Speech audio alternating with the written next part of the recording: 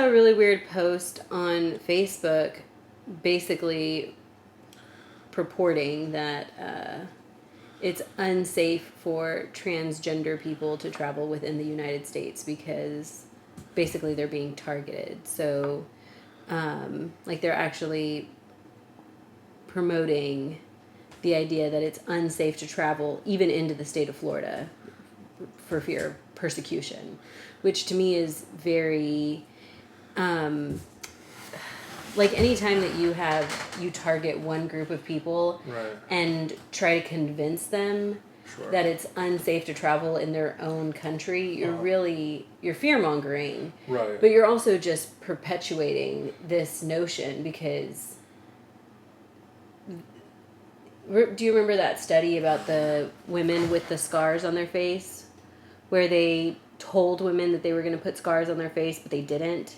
And then when the women who went into the interviews and they came out, the women who thought they had scars on their face reported that they were Right. targeted and picked on, and people were doing... Say that again so it makes more coherent sense, because you're like, remember the thing, then you didn't describe it. So the study you're talking about is they had people going into interviews, and they had like special effects people tell them they were going to put like a special effects scar on their face, and then people had the mental thing when they were in the job interview that people were quote unquote looking at the scar that didn't exist, and that they were feeling like they were being discriminated against when there was nothing there at all. So it's just when you tell people that they're going to be discriminated against or that there's something quote unquote wrong with them, they will look at the world through the prism of people are judging me because of this thing that is perceived wrong, when reality is it's not there, or people just don't give a shit. So I didn't know about the trans specifically, but I do know that the NAACP has also said that black people shouldn't go to Florida because of all of the hate mongering that's going on down there, and it doesn't surprise me that it's spread to the, LGBT whatever. I don't like it, but I also just don't get it. Like, why would you do that? Like, why would you try to convince a whole section of people? Because I know that the immediate response is, well, because it's true.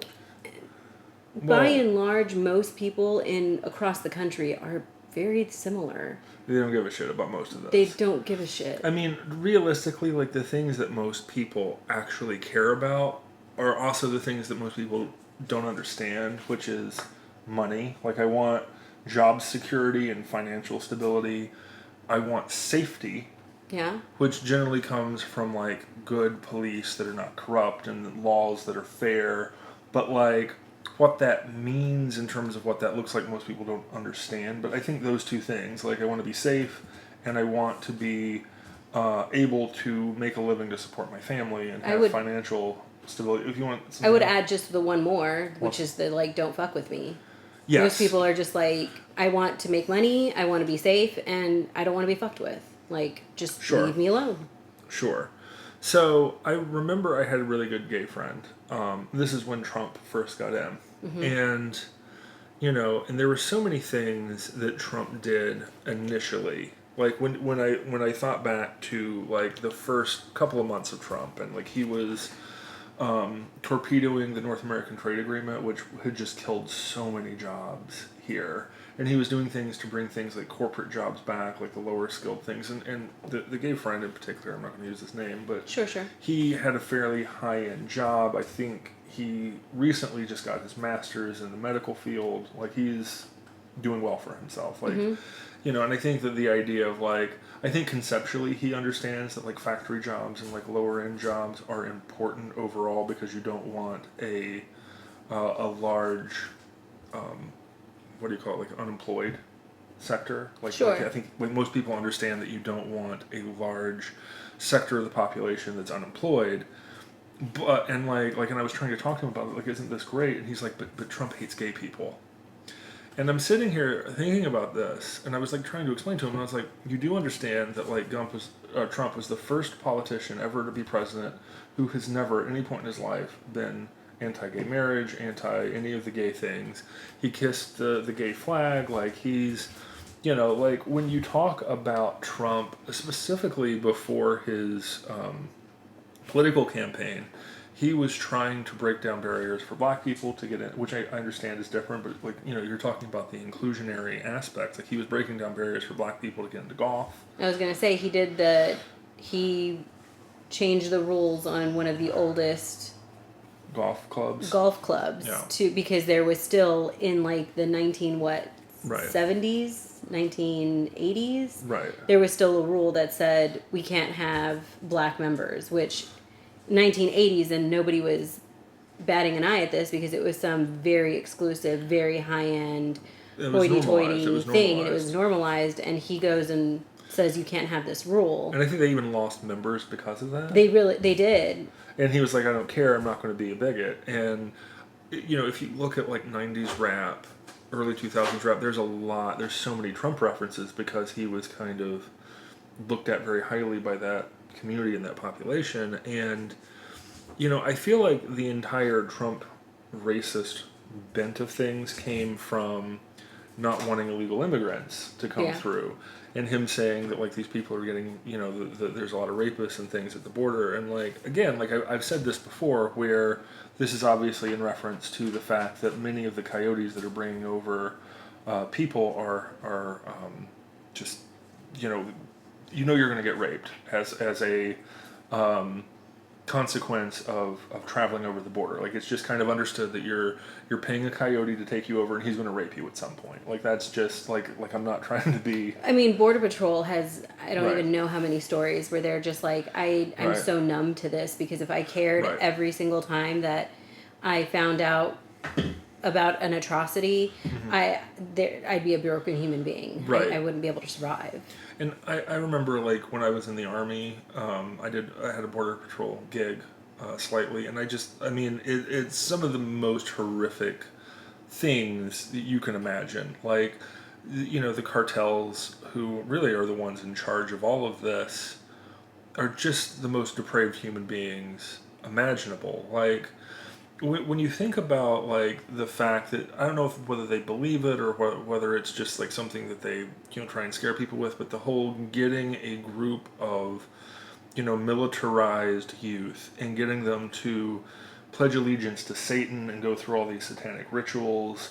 And, like, I remember, like, there was a thing in one of the border towns where they were trying to get, like, specifically white tourists and capture them so they could boil them and, like, drink their skin. Like, just nastiness. And I remember, like, when we were trying to bust people who were coming across, this is back when we could still, have firearms and things. This is decades ago.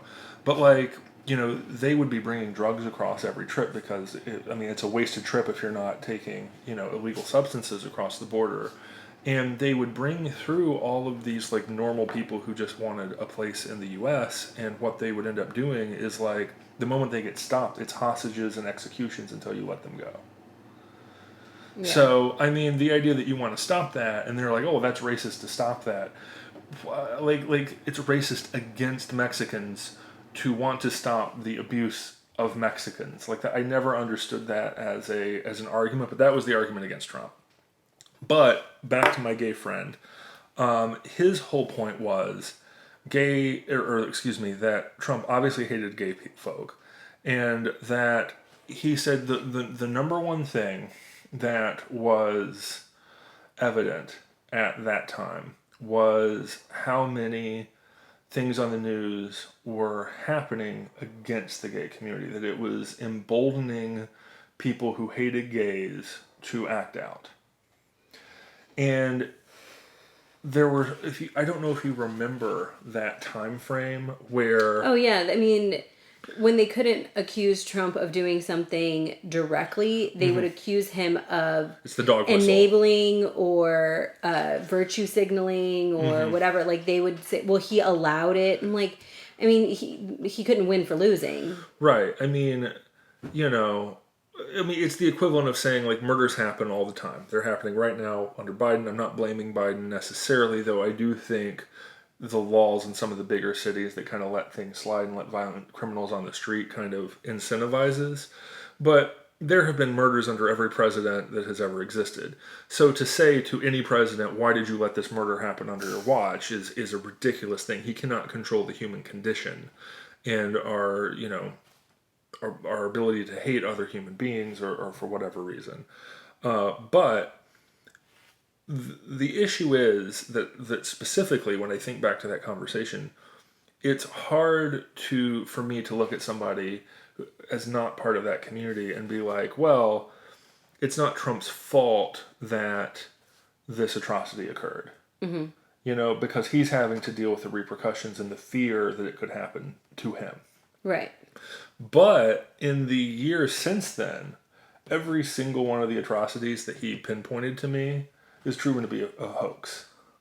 So, like, a gay dude would draw a swastika on his own thing and call the police about it. And it was almost like this coordinated effort to create the semblance of hate crimes as to blame Trump for them. If I can't be a victim, then I'll fake being a victim. Right. I mean, it's the Jussie Smollett type of bullshit that was happening. That was insanity. But there was also there was the NASCAR dude who saw a noose and it was just a piece of rope over a balcony. Yeah. I mean, but people were drawing swastikas on their own fucking houses and being like, oh, it's a hate crime, blah, blah, blah, blah, blah. And, there was one case of, there was a college girl, and she had, this really tiny, twin mattress that she carried around everywhere that was supposedly the mattress she was raped on. And was like, why isn't the college doing anything to the dude who raped me? Which, here's the thing, right? That form of dramaticism is not a rape victim. But then they ended up, actually investigating it. It was a total lie. Total lie. They actually proved that she just lied about it. And the dude, he's the victim now because, for, I don't remember how long she was carrying on this hoax, but, for months, whatever the fuck your name is, John Smith, John, why isn't John Smith, whatever, and it's by the time it was over, John Smith, he's done for life. Yeah. You can't show up to class because all the girls are side-eyeing you and the professor, little comments here, there, and everywhere. And, and he's making national news. And it's all of these little things. And it's back to the same point of it doesn't matter if it's real because it's a combination of a couple of different things. It's one that, hey, sweetheart. It's one that it's a new cat and she's just exploring everywhere. She's a rescue and I think still a kitten. So anyways, but I think it comes back to a couple of points. It's one that if you tell people that they're being targeted, every interaction they have is going to go through the lens of does this person know that I'm gay? Because here's the thing, he lives in a major city, so you're constantly interacting with people. So you're going to have Gwen. You're about to get kicked out, buddy. You're going to have negative interactions with people just because, when you interact with hundreds of people a day, not all of them are going to be positive. So then the question becomes, well, that one negative interaction that I had, did they know I was gay? Was it targeting me because I was gay? Was it whatever? And the truth is you have no idea why the other person didn't like you. There could be or even if it wasn't even about you. Yeah, they were just having a bad day, and you happen to it's like me before my second cup of coffee. I don't care who you are. You're my wife, and I love you, but I am a total dick to you until coffee has been had and I'm awake. And if I had a normal job where I'm having to commute during that time, and I'm drinking my coffee and I'm grumbling, and you're can you move over or something? Fuck you. It's not about who the person is. It's just, you're the worst. I am the worst. But no, there's that. But then on top of it, you're hearing about all of these atrocities happening, and you're wondering, am I next? Is this going to happen to me? And there's this idea of the solidarity, which goes back to my story the other day about the two girls lying to each other. It's this notion of we're in this group together. Yeah. And everyone is trying to destroy us, so we have to stick it together. So, even if it's a lie, there's enough truth to it to, like, Yeah, I don't know. I think it's just very divisive. To me, it's a very politically calculated move right. on, because let's be honest, and Florida is a swing state. No, not anymore. Not anymore. No, enough conservatives have moved there to the point where it's no longer on the table. Same with Ohio. So, but to me, it's still a very calculated move in that now you're going to have all of these conservative people in Florida, right, who are voting conservative, but you're assuming that they're mean people because the idea is, oh well, if I'm gay or transgender, I can't travel there because I could be persecuted. Sure. Like, why would you? Well, the only thing that's really happened in Florida that's quote unquote anti gay is they've outlawed teachers from talking about sex in any form to grade schoolers, like literally fifth grade and below. That's what the law is. I don't see a problem with that. And they're saying, well, this does not allow teachers to talk about gay issues with people who are potentially identifying as gay or transgender. And here's the thing, like, there's only been a handful of very effeminate boys at that age. But at that point, it's not about sex. It's just that they tend to be more effeminate. And that's all it needs to be at that age. Like, they don't, like their pee-pee isn't working. Like, they don't know, like, you get what I'm saying? Like, they'll figure it out eventually. But, like, trying to indoctrinate them into gay things, and like some of these books that they're giving to these children. Oh my god, the books are outrageous. I mean, it is more graphic than like Playboy was. Like, because like I remember when I was a kid, like sneaking in to family members, and like some of them would have Playboy collections. So it's like if you had like the uncle who had like 100 issues, you could maybe take one yeah, and be okay. Or like I remember one time, it was I will never forget this because I was like maybe 11 years old, and me and my friends were walking around the back alley, and somebody, I don't know who, but in their trash was just a stack of Playboys. They had thrown out like nice. 30 of them. So we just like picked them up, and like there was water damage to some because it had been in the trash. So we're like peeling off the shitty pages so it wouldn't like. And magazine papers like get sticky when they're wet, so they like glue together. Yeah. So, but yeah, like I remember like us like going to my treehouse with a stack. Oh god. But like even then, like it was not as risque as some of these books that they're giving to children as like, well, this is just gay culture. And it's like, you can't tell me that there is not an aspect to that is designed to indoctrinate children. And here's the thing, like, I have no issues with somebody who is gay and chooses that as whatever. Like, I really don't care. But like, what I do care about is this. When you are going to, like, there are plenty of people, especially at that age, like we're talking grade school here. Like, yeah, I'd say 4th through 6th. Right. Is that kind of like just coming into sexuality. But that's my point. Like those at that age, like there's plenty of guys who just are not, like they're not getting attention from women. Like there's always those cool kids at that age that like, always are dating all the girls. But then there's like, this is actually something we're going to get into today. Percent rule for men. But you did want to talk about that. Yeah, we'll get into it. But like for the rest of people, they're invisible, right? And I think that's also true of some women, like, especially at that age.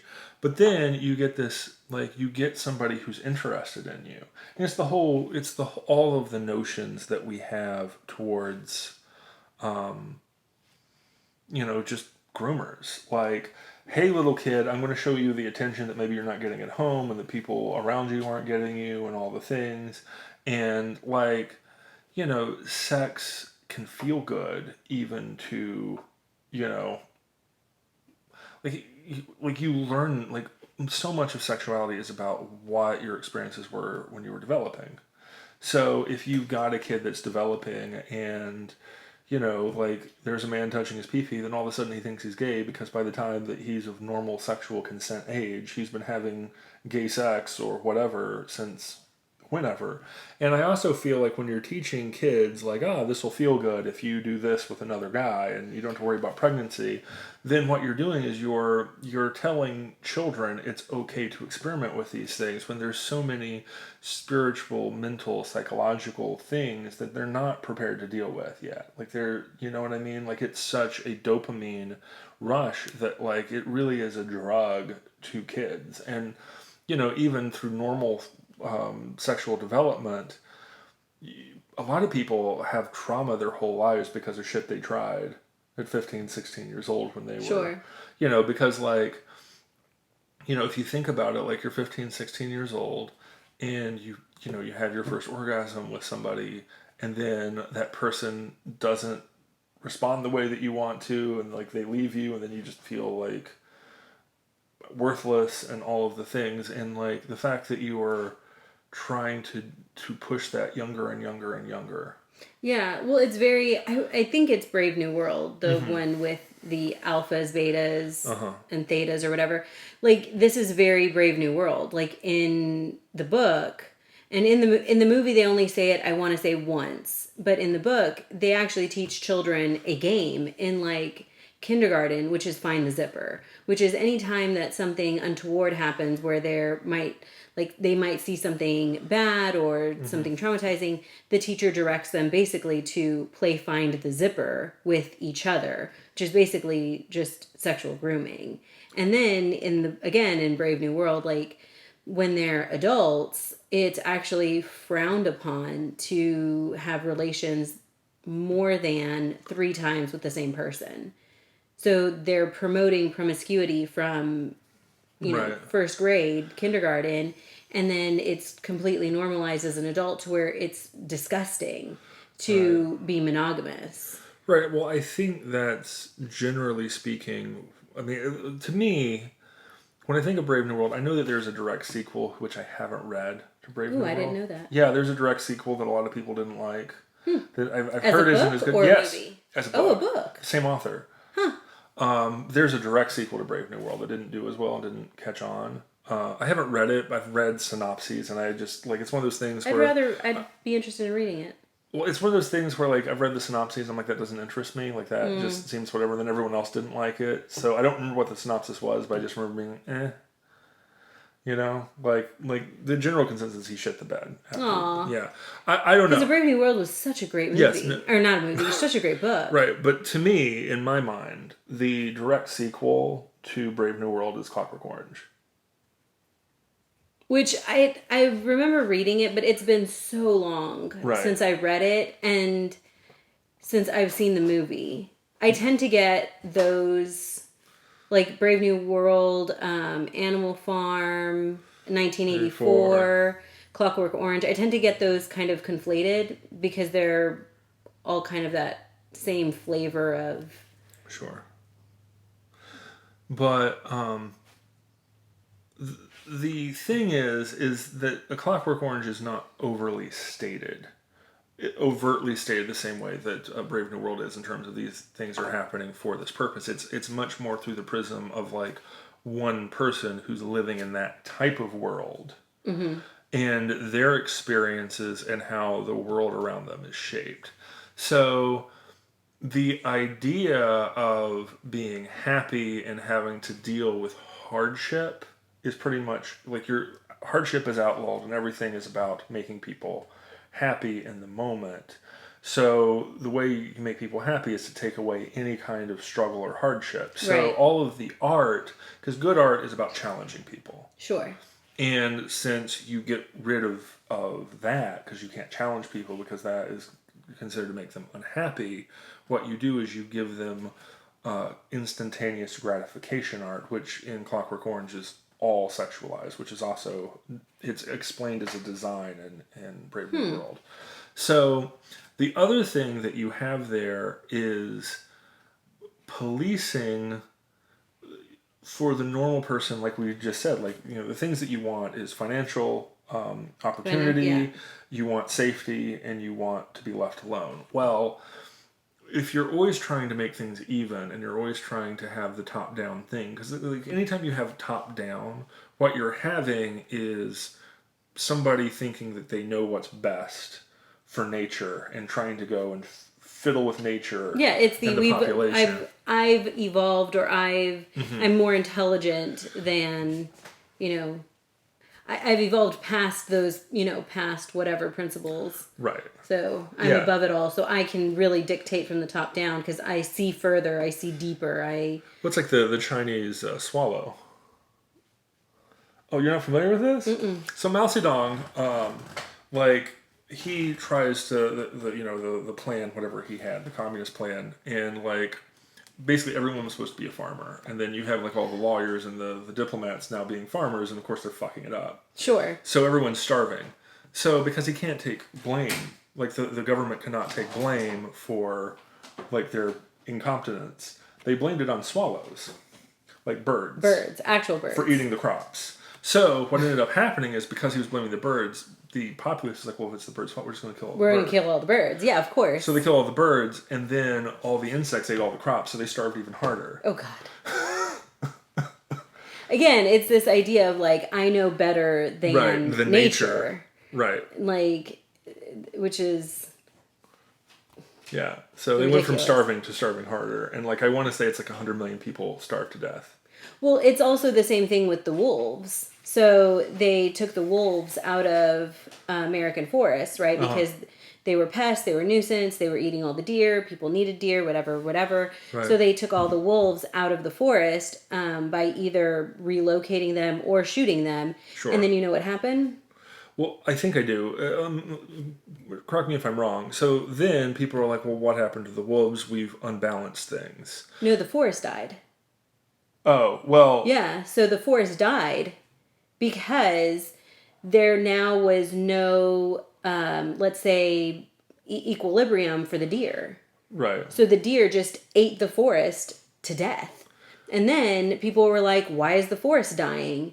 There's so much less vegetation. There's so much less insects. There's so much less, biodiversity. Right. And then all of a sudden ecologist comes in and is like, well, you have basically prey with no predator. Sure. So your forest is going to die because you don't have wolves.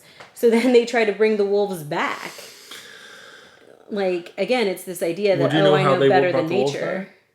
I don't know how they brought the wolves back. Oh, this is great. This is what I thought you were getting to. Well, how did they bring the wolves back? So they went, like, most of the wolves, because for the longest time, you're right, there was a depopulation of wolving. Like, right. It was, like, just considered to be normalized. Like we're, like... Shoot on sight. Yeah, we as the humans who know best, we're going to kill the wolves. Right. So then there's no wolves, and they're trying to bring the wolves back, but there's no wolves to bring back here. Right. So what they did is they went to, like, northern Canada and brought these wolves that are, like, 2 or 3 times the size back. That's right. And instead of like limiting the population of deer, it's now like the other direction where like deer don't stand a chance because you have these super predator wolves that are not from like... Right, because why would you go to Canada? Like that's that's like saying, oh, well, so what I'm hearing is we need to go to Canada and get moose because like why would you get wolves that normally take down moose to come here and take down like white-tailed deer? Like, again, it's this idea that like, oh, we know more or better than nature. Right. A wolf is a wolf. Who cares if it if it was sized to take down a moose? Right. Like, yeah, but like these are like these super predator wolves, and they're not fearful of humans the way that other wolves were. Like they're just fucking the whole thing up. Sure. Like it went from like all of the prey are overtaking like the whatever to like now the predators are overtaking all of the prey, and there's talking about depopulation of everything. Like because again, you shouldn't have don't fuck with it. Right. Just leave it alone. Right. But so anyhow, I feel like talking about sex is actually bringing into one of my favorite topics, one of my favorite theories. The percent rule. Yeah, the percent rule for men. So essentially, what it said is like when you look back in anthropology, before really the Christian like movement, which is also interesting why the Christian movement fixed this, but like when they look at bones and they look at DNA, what they found is only about 50% of men procreate. Okay. Like just off the top, only 50% of men. And yet 100% of women do. Sure. And again, I say 100% in the sense of like able. Like, of course, you're always going to have that percentage of women who are unable to, procreate for whatever medical conditions. Sure, sure. But, so let's call it maybe 95, 96% of the entire female population. Like, and, most anthropologists, like, well, of course, there's going to be an outlier for whatever reason. All women who were able to reproduce did as a general rule. Mm-hmm. Whereas men, not the case, not even close to the case. And this has to do with male selection and male hierarchy.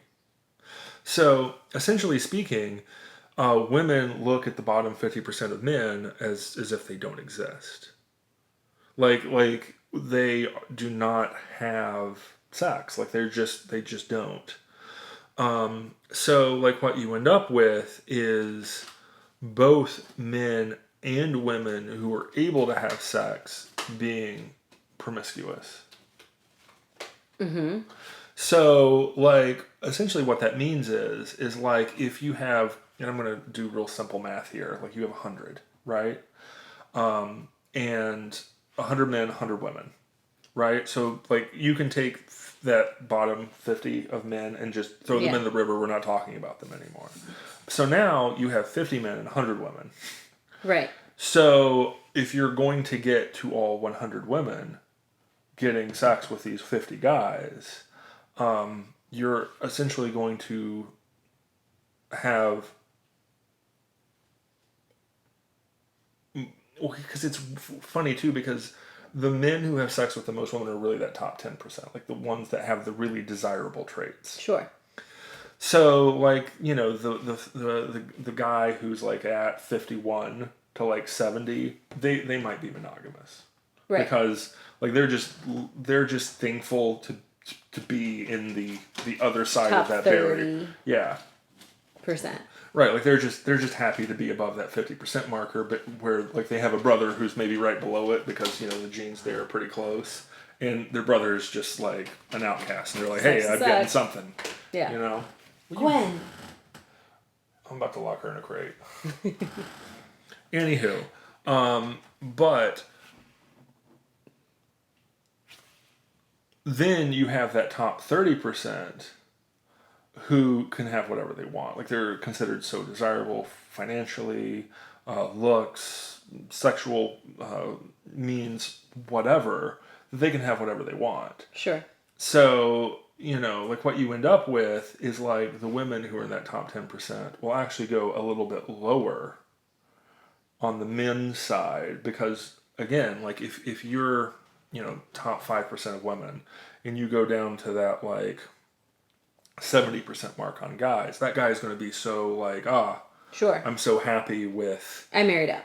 Yeah, I married up. I'm never going to look elsewhere. And really, like, what she doesn't want is to marry across to that guy in the top 5% who can have any woman he wants. Because he will have many women. Right. Sure. So, like, that guy at the 70 is going to look at that and be just thankful to be where he is. Sure. And there, and while, like, he's giving her stability in marriage and all of the things, he's not going to be able to have another 5%er as a one-off. Right. So he's always going, his opportunities are then lower than his wife. Does that make sense?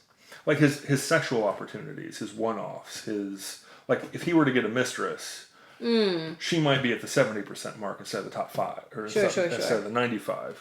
So like by marrying him, she's basically secured that, like I've got a real relationship. Whereas you get that like top percent, and it's like that, if you have somebody who's in the top 1% of men, they can have anyone in that entire 100% sure. of women. And then it's also funny because in that bottom 50% of women, what you get is they can have sex pretty regularly and well above their station. Like, I'm only in the 10 percentile for women, the bottom 10. And I can get a dude in the top 10% of men to have sex with me. But, like, he won't be seen with me in public and he disparages me and calls me a whore. Sure. So, when you have the Christian ideal of marriage, which is different than in a lot of cultures, in the sense that, like, so when I lived in Korea, they basically look at marriage as a business. Mm-hmm. So they look at this as they're in business with the other person, and the purpose of that business is to have children. Yeah, so they basically, in Korea, see this as just a business of having kids. So it's not about, are you going to be happy with this person? Are you in love with this person? Sexual, whatever. Because there really is no expectation of fidelity from the men. Oh, really? To this day. Prostitution is widespread and considered normal. Like, your wife is there to take care of you, take care of the children, and, do wifely things, and you're expected to give her enough sex to procreate. But once the procreation has been done, like, let's say you were shooting for 3 children and you had 3 children, there's very little to no expectation that there will be a sex life in that marriage. Interesting. So another interesting fact about Korea is when they do divorce, there is only really one divorce template, no matter what happened. The woman keeps the kids, the man keeps the money. That's awful. So women never file for divorce. Why? Yeah. Why would you? The reason why a woman would file for divorce is like they're just being beaten within an inch of their life. Sure. But anything under that, like, no. Like, oh, he's cheating, whatever. He's got a disease. He's not bringing it home because we're not fucking anyway. And yeah, like, the dude doesn't want to be embarrassed if the girl's fucking around. Like, that's not okay. Sure. Well, that's always been the... Yeah, it's the double standard. But it does make you think about it in terms of, like, well, if you're a woman in that situation, the best things that you can hope for is someone who's going to be a good provider and give you a good life. And, like, it's funny to me because the idea of status, especially in women, is so much more important. You think so? Oh my God, yes. Like, the clothes, they're so... It's maybe the most materialistic culture I've ever been around. In... Korea. Oh, in Korea. I thought you meant as a universal statement. No. Okay. I'm saying this in Korea, and I think a large part of that has to do with, like, if the idea of a romantic, loving relationship isn't a thing, then why are you doing it for? And if the answer there has kind of become status. That, well, if I have a good husband, quote unquote, their definition of good, then what I'm getting for is good clothes. I'm getting makeup. I'm getting all of these very materialistic qualities. Sure. So that when I go out... everybody can see that I've married well. Right. Sure. And my children are doing well, and I have stories to tell about how well we're doing. And, it's also a really weird drinking culture. Like, it is maybe the most alcoholic of cultures I've ever been around. And you just find dudes, like, they go to business meetings at the bar after work, and they'll drink until 1 a.m. And, like, everybody drinks. Very few people drive because of, like, the taxi culture there is so prominent. And, yeah, like, they'll drink, they'll go to a prostitute, they'll come home, whatever. And I don't know, like, it's just a very interesting, like, culture in terms of marriage. But, like, again, like, there are different ideas of marriage and what constitutes from different cultures, and I just found that one very interesting. But generally speaking, it's still the same thing of, like,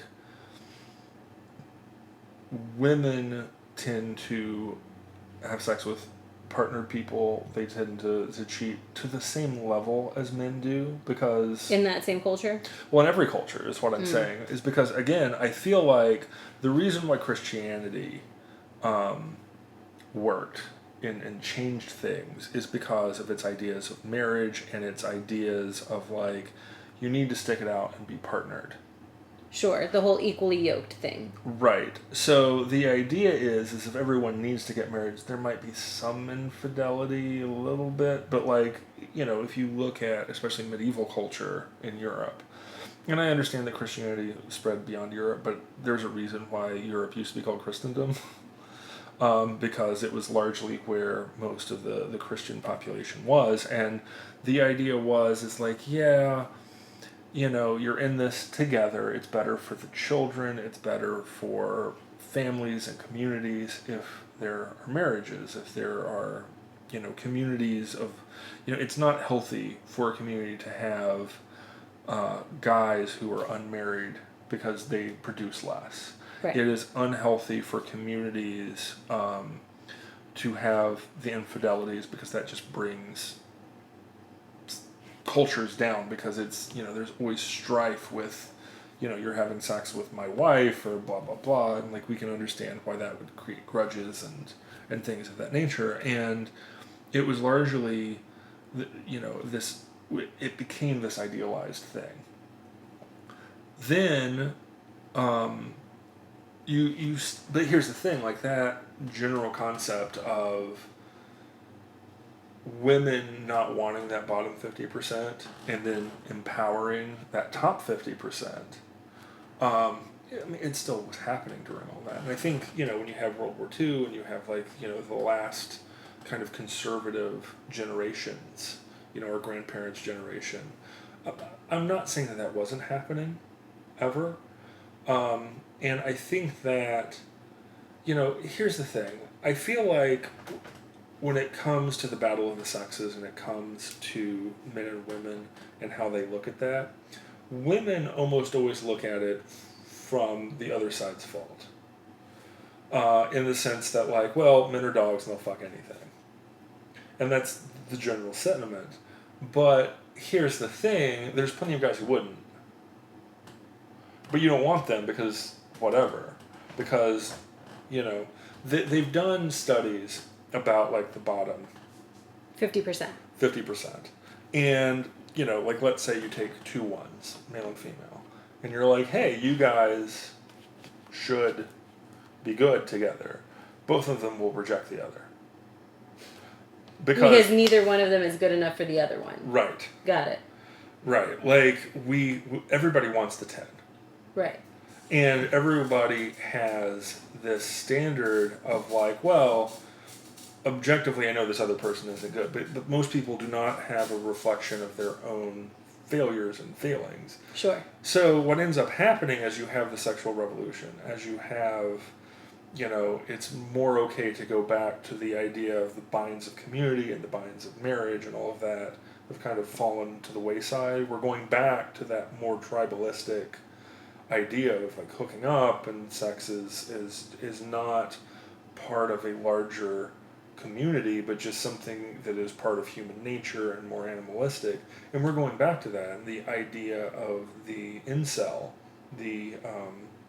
this involuntary celibate. That's what incel means. Which is the men who are involuntarily not having sex. They want sex, but they can't get it, and it's because, women are like, where are all the good men at? And it's like, they fail to recognize that a large percentage of the population is just unlovable to them. Like, they're not seeing any... It's the swipe right, swipe left. Like, right. You just swiped left on 9 dudes who were... Right, not good enough. Not good enough, but totally willing to be... Right. Monogamous, and right. and a provider, but they didn't look good. Or they didn't look good, or he doesn't have a good enough a job, so he's willing to provide, but it's not the lifestyle that you're accustomed to. Because, like, it's funny to me also when it comes to pairings, women will only financially date equal or better. That's true. Like, it's like 90% of women will not. And like, if the guy's lower, it can only be within like a couple of percentage points lower. Like, it has to be relatively equal. Because that's the way women see it. Men don't give a shit at all. In fact, if anything, men prefer the women to not make as much because they feel emasculated.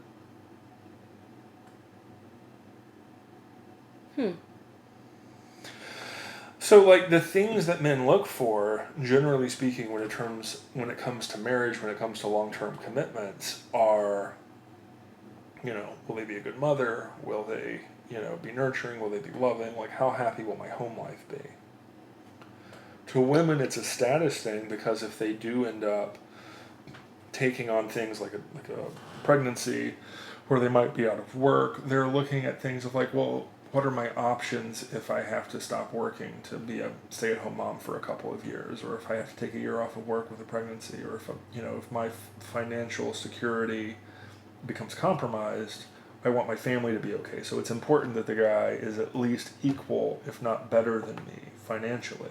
Which, again, like, you're getting rid of a lot of people who are willing to do things. And I also think that one of the things that I find most interesting, because so many people, when it comes to politics, they get into this idea of like, they don't want the boring stuff. Like, because I feel like the abortion issue, gay marriage, like there's a few like hot button things that people get very passionate about, but you start talking about like budget concessions, and people are like, this is so boring. The whole joke of like C-SPAN to put you to sleep at night. Oh God. Yeah, because nobody finds that stuff interesting except for like libertarians, and it's like, I feel like when you have, because like so often when I try and talk like why finances matter in politics to people are like, yeah, but like where are the moral issues? I'm like, that you're missing the point. Like, if you get your finances right, morality tends to come along with it. And give you an example is like when you had this 60s, 70s female liberation movement, you had a lot of women entering the workforce. So here's what ended up happening. If you look at 1960, and I said this before, minimum wage was, I want to say, with inflation at like $21, $22 an hour, which was perfect enough that as a like single working parent family, you could take care of a family at the lowest level. Like, Sure. you are whatever you think, flipping burgers at McDonald's, you are still able to provide for a family. And then, like, if you work your way up, even, whatever field it is, no matter how small, the idea that, like, I imagine the manager at McDonald's, which most people, if they work at it, could get to by the time they're, 25, 26 and have had a couple of kids and might need that extra income, I'm sure are making $30 an hour. I'm kind of talking out of my ass a little bit because I don't 100% know, but minimum wage really was like $22 an hour. When you have a female force working in, everyone talks about pay inequality, and the real issue is that all pay went down. All pay went down because labor. You doubled your workforce. You've doubled your workforce. So you can't hire twice as many people and still pay twice as many people. So they convinced both sides to take half. Right. So now you're getting twice the labor for half the cost. Sure. So the idea of ever having a single parent workforce doesn't exist. So if you have a traditional family, you can't almost like afford to live that way because you just cut their paycheck in half. Right. You're sending the same amount of income to the same household. You're just sending it in two different checks. Right. So now both of them have to work as opposed to one of them working. Or they have to get by on half as much, which is the number one thing when you talk about like pay and like family disparity of income of what we used to have. That is the number one thing that happened. So then you add into this idea of, well, we've talked about this before, why do 80% of marriages end? It's because the woman's not happy. And what's the large reason the woman's not happy is because of financial issues. Like, that's a huge one. So if you had a more traditional home, and you're the stay-at-home mom, the guy's struggling, and you're getting half as much as what you grew up with, what your mother, your grandmother got, because like the guy's working the same as much as your dad or your granddad did, but they're getting half the income. Right. So now you're unhappy. Or you're having to work to meet ends, and you're like, well, why am I married for? I'm not being taken care of. I don't Sure. need him. And then, like, maybe you've had a kid or two, so then you get divorced, and what you realize is you get to keep your paycheck and half of his. Sure. So, but what people don't realize is a large percentage of both parties' wealth is not going to a lawyer. It's getting redistributed. Yeah. So, realistically, those kids would have been better off in that joint home. But there's this idea that, like, we'll be better if there is a divorce. And then what ends up happening is those resources that would have stayed in the family, the government has incentivized a way for to be redistributed back through the courts, back to the government, back to the legal friends. And then what's so common in like modern divorces is the judge orders things like psychological evaluations and all, like there's all of these tests and things that like there's all these extra steps for you to get divorced. There's no checks to get married, but to get a divorce, you all of a sudden have to go through all of these steps, especially if they're contested. Because the moment that you contest something, the judge can be like, well, I need evidence, so let's get this third party thing, and all of a sudden both parties are paying out for psychologists and whatever, and then you also have the ability for the state to step in and be like, neither one of you get the kid, which also happens in a lot of these cases. So, and I've told you this before, like in Idaho, they had a model of pay adoptions, that people could come in and like pay the state money. The state made money adopting out children. And I also think that when you have two parents working, what you end up is no one's watching the kids. So you get more and more and more and more of these indoctrination things. Yeah. In school. And, I remember we had a weekly reader, and like it was the most liberal bent science magazine I've ever seen in my life. And everything was like, this is the science, and this is why the world's ending, and this is what's wrong with the world, and we need you. I really hated those as a kid. I really hated those, like, we need you to recycle at home, and we need you to teach your parents how to recycle. Teach your parents, because they're the dumb ones. Because they made this mess. They're responsible. Well, not just that, like, this idea that, like, that me recycling this water bottle was really going to, like, save a whale. Right. And I remember even in high school thinking, like, explain to me how me saving one water bottle in a recycling, bin is going to save a whale when corporations are dumping literal tons of toxic waste. But, like, for some reason, my one water bottle is going to save the world. Like, right. I mean, that just never, and I even remember bringing that up in science, or whatever, like the ecology class or whatever it was. And the teacher being like, but you have to, like, you have to recycle. And then I remember doing a study, and for as many recycling programs as there are, and for as many recycling, let's call them bins, that there are vastly undernumbered recycling plants. So, like, a university can and will put in recycling bins, but do you know where the recyclable trash goes? I think I do, but go ahead. It goes just to the regular landfill. Yes. Like, the janitor takes both bins, both bags, and puts them in the same cart. Right. Well, I mean, here's the thing about that, which most people don't know. So when they were doing plastic things, they knew very quickly that this doesn't biodegrade. So for those of you who don't know, and I feel like this is common knowledge, but I also feel like most people don't know this now, this is a petroleum offset product, plastic. So when you're refining oil into gasoline, it gives off other chemicals, and this is one of them. And they realize that they can make plastic out of petroleum products and that they can make usefulness out of it, but it doesn't biodegrade. So you throw it in a landfill and I want to say it's like 10,000 years. I know I'm talking out of my ass on that no, number. It's something atrocious. It's something like, 5,000 years or 10,000 years. But the other thing that people don't know is even if I were to send this to a recycling plant, I would have already have needed to take off this ribbon. Right. But also this top part, like this is flexy. You can hear it on the mic. Right. But this is not flexy. Like I'm squeezing it and you can't hear it on the mic. This actually, you have to cut this part off because this is different than this flexy part. So when they were first marketing these, people didn't want to buy them because they were considered like, well, I can't use this long term.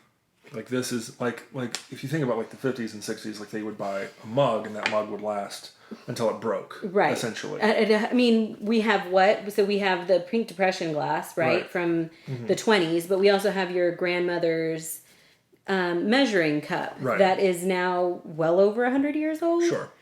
Yeah. So the idea of selling something that you were going to throw away disgusted people. Like it was not selling.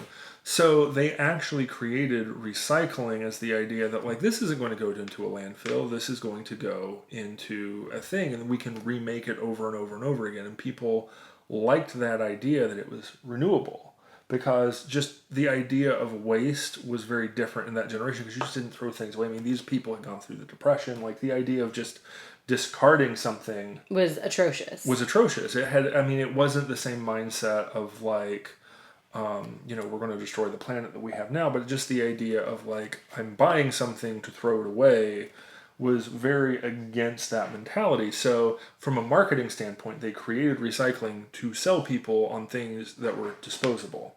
Right. But here's the thing that most people don't understand. It was a marketing ploy.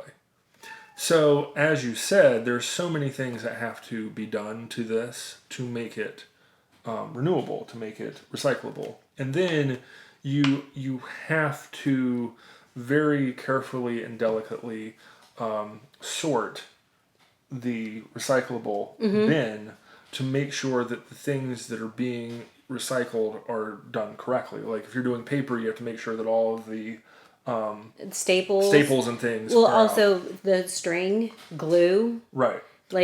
Binding. So literally what they would do is they would visually inspect a box and say, there's one thing I can see here. We don't have the manpower to recycle it, throw it in the trash. So it was never really designed. Like, I want to say that of all of the things being recycled, only about 10% are ever actually recycled. Yeah, it's very low. And I want to say that it's 10%. Because, again, to your point, the visual inspection, again, for those of you guys who actually think you're recycling, if you don't wash it, so like if there's, like if you, those powdered drinks that you put in stuff. Sure. So if you put, powder in here and it's got pink residue or red residue, blue, whatever, they visually inspect it and they're like, well, it's not clean. So we also can't recycle it. So you would actually have to take the ribbon off, wash it, cut the top off, and then put it in the recycling. And even then, if the recycling still has the top and the bottom, even though they're separated, again, we don't have the manpower to go through the box and separate all the tops from the bottoms because they, you should have thrown this in the trash and not this. It just goes in the landfill. And actually, for that matter, recycling actually takes so much more manpower for those reasons because you have to wash everything before you can even get into remelting it because like you can't remelt it with debris. Like, can you imagine remelting this with sugar and dirt and whatever other oils, and you're now remelting it and making it into new plastic? Like, that plastic is going to be very faulty. Well, I just read an article that somebody had said that I thought was very interesting, talking about new energy. And he's like, here's the problem that you have with new energy that nobody thinks about. You're talking about the electric cars? Electric cars, windmills, I think solar. I know where you're going because I think I read either the same or similar article. Continue. But what they were saying is the problem with solar, with all of these different things, is they require petroleum byproducts to exist. So, Okay. if you are not producing oil at large scale, then the required parts to the alternatives to oil wouldn't exist. So therefore, you can't have solar and wind and batteries Without petroleum. without petroleum to exist. So like if the idea is that you're going to have electric cars to get rid of gasoline, so you get rid of gasoline, you've now gotten rid of the parts needed to make the electric car, so you've now destroyed both. So I read a interesting article which is not that, but similar in the sense that they flat out just asked the energy producers, right? And said, okay, so let's say that tomorrow, right? If tomorrow gasoline cars were not a thing and everybody had electric vehicles, Sure. would the electric vehicles be able to run off the grid?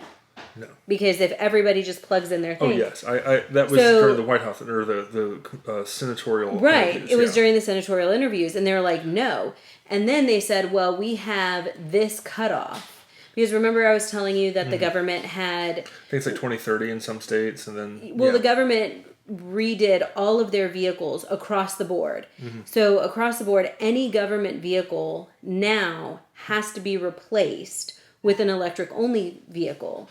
So they said, well, what if we just talked about just the government cars? Like, what if all of those by this deadline, and they still were like, no, we can't update our infrastructure even by your deadline. So you're, careening towards this goal. Off a cliff Because we won't be able to support you. And not just that, like, what do you think that the plants run off of? Right. So you're just offsetting the cost. So instead of having consumers buy gasoline by the gallon, you're really just having the energy manufacturers buy gasoline by the barrel. You're just transferring, like, you're not using less. You're just transferring who is purchasing, the purchasing agent. Right, and here's the thing that most people don't understand about electricity is that any time that you transport energy from place A to point B, the further that B is away from A, the more runoff you're going to have of that energy. So like, let's say, you have 10 units of power and you're trying to transfer it to place B, you were going to end up with 9 over here. Correct. So the idea is you're burning more fuel to transport that energy elsewhere than if you had just given that fuel directly. Correct.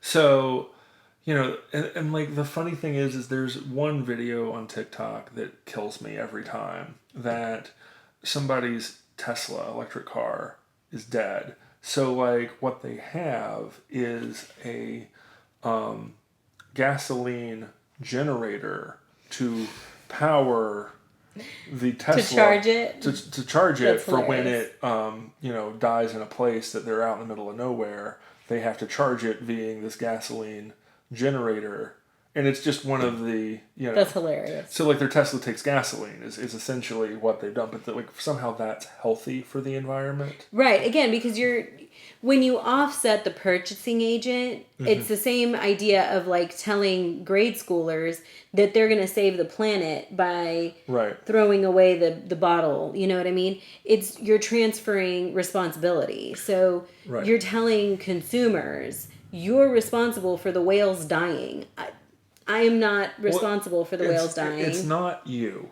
It's your parents. What it does is it takes the onus to, you are going to be held responsible for the faults of your parents. And here's the thing, is I look back and like my mother had a lot of faults, and I'm not going to like, whatever, but like killing the whales was not one of them. It's not one of them. Was not one of them. So the notion that, that I would come home from school after you're just getting poisoned with this bullshit, and you're coming home and you're like, fuck you, Mom, like... I can't believe you bought that case of water. Yeah, you're killing all the whales. You don't recycle shit, And, like, I remember when I lived in D.C. and Northern Virginia, they actually had laws that if you put this in the trash bin, you go to jail or get fined. It's ridiculous. Because there was a required recycling and trash, Right. and if you put something in the wrong bin or you didn't recycle and they found out, you could get fined horribly, potentially even go to jail. And then just for a approved person, a government person, to look at your recycling and be like, fuck it, it goes right in the trash. Like the idea that it's to that level.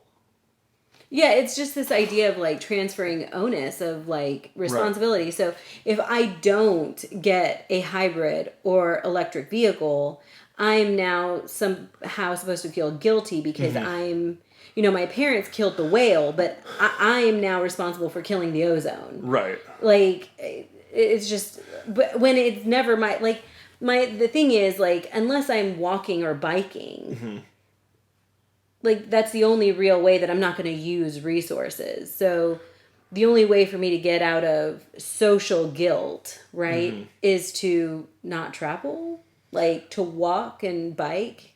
Well, like, here's the thing. Like, there's so many parts to this that's funny because, like, again, like, they trained us to hate our parents. And then you see, like, the current thing of, like, racism causes global warming is one that I've actually read a headline for, which is one of the most ridiculous things ever. But, like, the reality is, and, like, I don't keep meaning to, like, suck Trump's dick on this podcast, but, like, he was, like, pulling out of the Paris Climate Accords because they were trying to get the United States to agree to all of these regulations about how we had to, like, reduce all of our emissions and all of the things. Right. And it's like, he's like, look, we have one of the lowest emissions in the world. Right. Like, we've jumped through so many hoops to get where we are. China doesn't do it. India doesn't do it. Like, you want to look at a lot of the, like, places that are just now industrializing, the third world that is just now realizing, like India, like... the air is horrible. Oh, yeah. China, all of these places that are ramping up production and whatever, and they're making things really cheap. So here's the thing, like, if we really wanted to lower emissions, you would go to these first world countries, Europe and the United States and whatever, and be like, you can't buy cheap goods that are being made by people who are basically just, dumping waste and, like, burning toxic to make your cheap good, because that's how they're cutting costs. Like, that's why we're getting cheap goods. Like, maybe we need to just not buy from these people. That is never coming because that's racist. So but we need to increase exponentially the cost of goods created here by making emissions unrealistically low, standardized, so that we can buy goods from a non-standardized place that's just burning down forests. Right. So, like, somehow that is okay. Like, that's the part where, like, you're just like, hold on a second. Like, it's the same Earth. So if the emissions are happening in the United States, or they're happening in India, or they're happening in China, or they're happening wherever the fuck ever, right?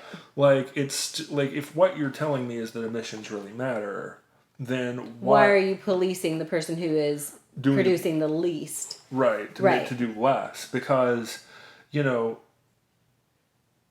us not emitting at all versus China emitting a third less, like, China, like, that is more helpful.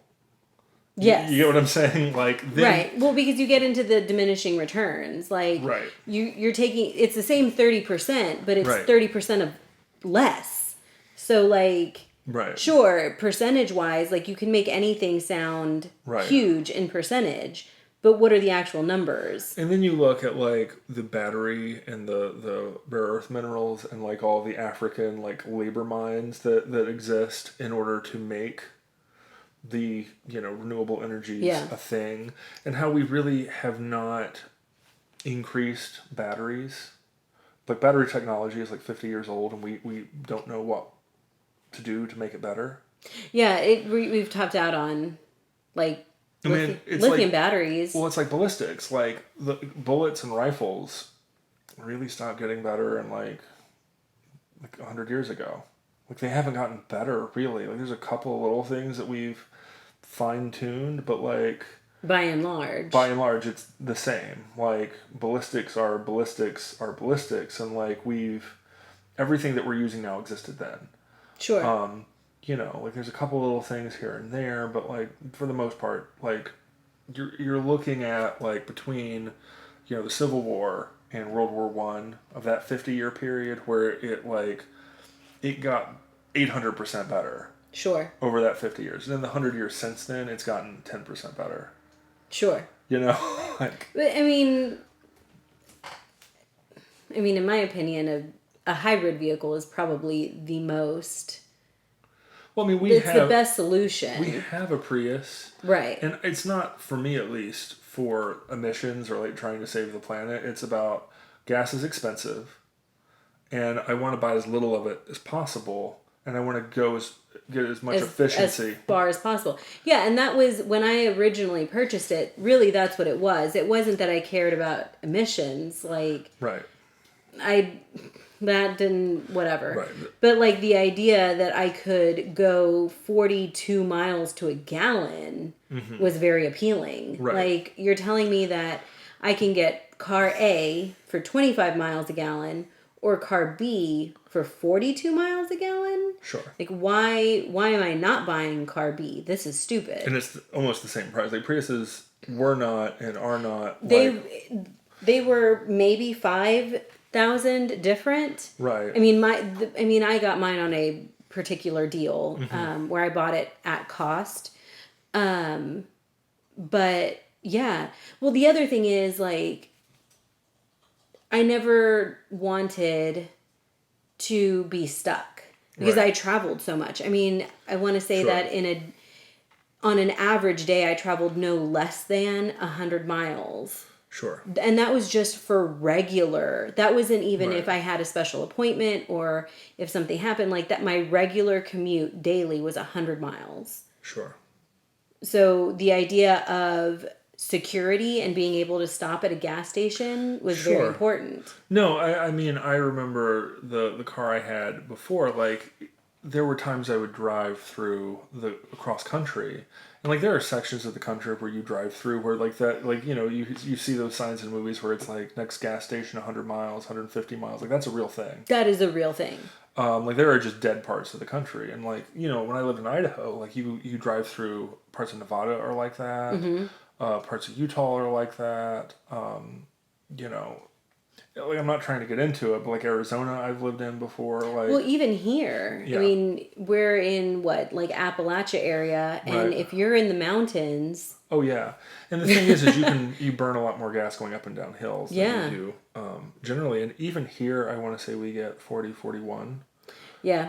So I mean, like, it's a couple miles per gallon less, but like it's a couple miles per gallon less, especially when we do a lot of up the mountain things. Yeah, it's always funny how like you feel like you go like, cause one way it's like all up and then so when you're going all down, you're getting like 60, 70 miles per gallon, right? But you're averaging that with your 28 going up the mountain.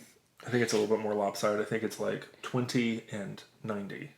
Oh Lord! Well, I don't drive. I'm the passenger. Sure. So. But yeah, it's like way more. Like you're getting 15 here, but like 99. It's ridiculous. 150 miles a gallon over here, and it's like, yeah. But yeah, no, it's definitely interesting. But I think this idea that like solar is going, I mean, I think we're going off a cliff. At the speed we're trying to do it, and for the reasons we're trying to do it, because nobody in Asia is trying to do that.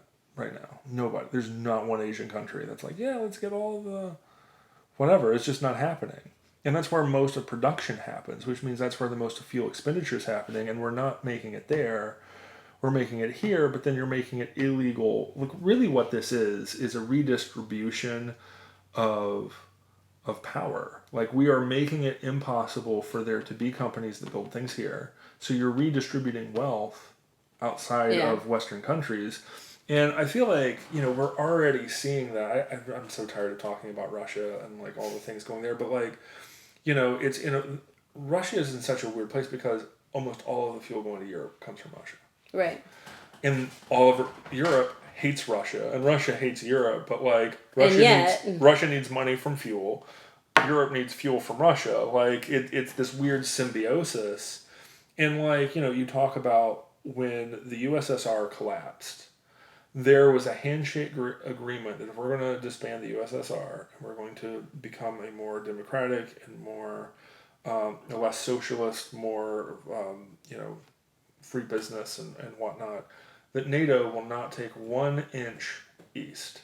Right. Yeah. No, we've talked about this on the podcast before, Right. and how we have NATO has done nothing but push east. like, and I mean, subversively, and sometimes not subversively, but a lot of it has been very subversive. Like, oh no, we didn't really, mean to do that, but they wanted it or whatever. Like, well, they called us, we didn't call them. Right. Like, it's ridiculous. So now, like, you're just in a place where, like, Europe is fucked, and they just are. They are totally and utterly screwed, and it's like, and you look at Africa, and they're starting to industrialize that. And here's the thing: you cannot. We're going to get to a place where you cannot critique Africa for the emissions they're going to have when they explode, and they're going to soon. Because again, like, you cannot look at a black person and be like, "You're doing a thing." So again, it's going to turn into these yuppie white liberals, women in suburbs being like, we need to cut to zero or some bullshit. And it's like, here's the other thing is, like, I remember when the Prius came out. And again, like, I'm not here, like, we own a Prius.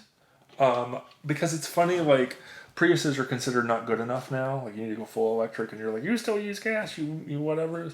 But I remember when the Prius came out, people were being lectured to about the Prius. And I remember doing a study to find out that, like, if you actually look at the fuel cost of a Prius, and by fuel cost, here's what I mean by that. When you create something in a factory, there is a fuel cost. Okay. So the batteries in a Prius, the fuel cost to create said battery is enormous. It's one of the highest, like, things that you can do. So a Prius, in terms of production fuel cost,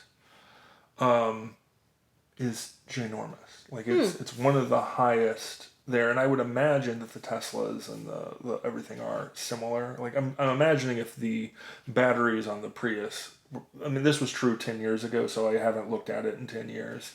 But I would imagine that the batteries for the full electric are even worse. Sure. I'm just imagining, logically speaking, but that the offset of what the Priuses offered in terms of gas savings, that you wouldn't see an offset versus, let's say, a Corolla that got 30 miles to the gallon, that 10 miles a gallon difference, at like 130,000 miles, you start seeing an actual difference in the Prius in terms of total fuel spent. At how many thousand miles? Like 130.